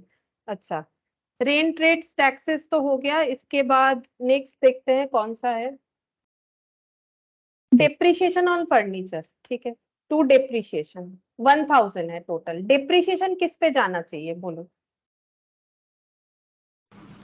Value of machine. हाँ वैल्यू ऑफ एसेट्स, जो यहाँ पर फर्नीचर है, ठीक है ये डेप्रिसिएशन फर्नीचर का है, फर्नीचर के वैल्यू पे जाएगा, तो फर्नीचर का वैल्यू 20 20 10 मतलब 2 to 1, 2:1, ये वैल्यू ऑफ फर्नीचर है, वैल्यू ऑफ फर्नीचर, तो 2 to 4 + 1 5 हो गया, 5 से डिवाइड होगा, 2 to 1 से मल्टीप्लाई होगा, 5 से डिवाइड करेंगे तो 200 मतलब 400 400 और 100, ठीक है अच्छा डेप्रिसिएशन हो गया, नेक्स्ट देखते हैं, मैम 200 होगा। ओ 200 होगा, 2 से मल्टीप्लाई, अच्छा डेप्रिसिएशन तो हो गया, चलो नेक्स्ट देखते हैं, इलेक्ट्रिसिटी एक्सपेंसेस 3000 टू इलेक्ट्रिसिटी, यहाँ पर लिखेंगे 3000 टोटल में, और मुझे 3 कॉलम मेंटेन करना है, ठीक है चलो इलेक्ट्रिसिटी बोलो किस पे होगा, number of light point. Number of light point यहाँ पर अवेलेबल है ना, देख लेते हैं नंबर ऑफ नहीं बता दिया है यहाँ पर, यूनिट से ही बता दिया है, तो यूनिट्स बेसिस पे दे देंगे 3 to 1, ठीक है यहाँ पर लाइट पॉइंट नहीं बता के यूनिट्स कंज्यूम्ड दे दिया है, तो उस पे लगा देंगे जैसे दिया हुआ रहेगा, ठीक है तो ये कितना हो जाएगा 3 to 1 रेशियोज, 3 to 1 मतलब 2 + 1 3 3 6 हो गया, 6 डिवाइड करेंगे तो 500, 500 इंटू 3 1500, 1500 हो जाएगा पहला, और 500 इंटू 2000, 500 इंटू 1 500, ये हो गया इलेक्ट्रिसिटी। अच्छा और कौन सा है expenses, last labour welfare expense, बोलो ये किस पे जाना चाहिए, नंबर ऑफ एम्प्लॉय। हाँ labour welfare expense number of employees पे जाएगा, इसीलिए मैंने बोला बेसिस को रटने का जरूरत नहीं, कोई फायदा ही नहीं है, ठीक है तो यहाँ पर लिखते हैं पीछे लिखते हैं labour welfare expense, number of employees पे जाएगा।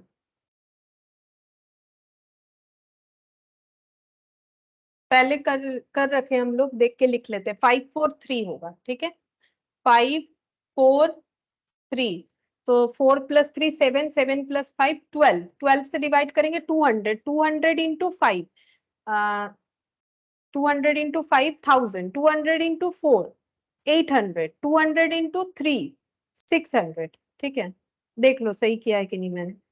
अच्छा, अब और एक पॉइंट बाकी है, प्रोविजन फॉर डेटर। डेटर पे प्रोविजन करना है, ये कितना, 5%। ये देखो, after providing provision for bad debt of 5%, मतलब हमें पीबीडीटी क्रिएट करना है 5% का, to provision for bad debt, ये क्रिएट करना है 5%। नॉर्मली किस पे क्रिएट होगा, डेटर पे। नॉर्मली क्यों, हमेशा डेटर पे ही क्रिएट होगा, कि हम लोग ये मान रहे हैं कि हमें 5% डेटर पैसा नहीं देंगे। हमारा डेटर कितना कितना था, उस पे लग जाएगा। ये देखो, 15,000 10,000 10,000, इस पे 5% लगाना पड़ेगा। तो 15,000 पे 5% कितना होगा, 750 एट द रेट ऑफ 5%। ये देखो 750, 15,000 पे 10,000 पे 15% मतलब 500, 5%, सॉरी, और 10,000 पे 5% मतलब 500। टोटल यहाँ पर लिखेंगे 500 500 1,000 1,750 हो गया, ठीक है।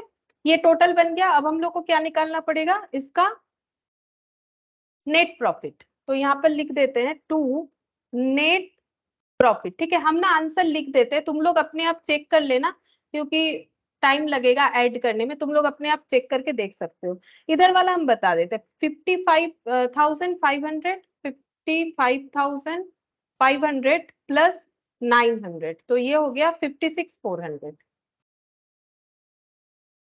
यहाँ पर आ जाएगा 56,400, ठीक है।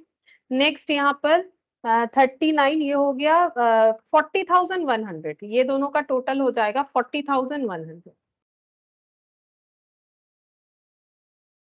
अच्छा, इधर कितना हो जाएगा, ये हो गया 5 और 3 8, 46,800।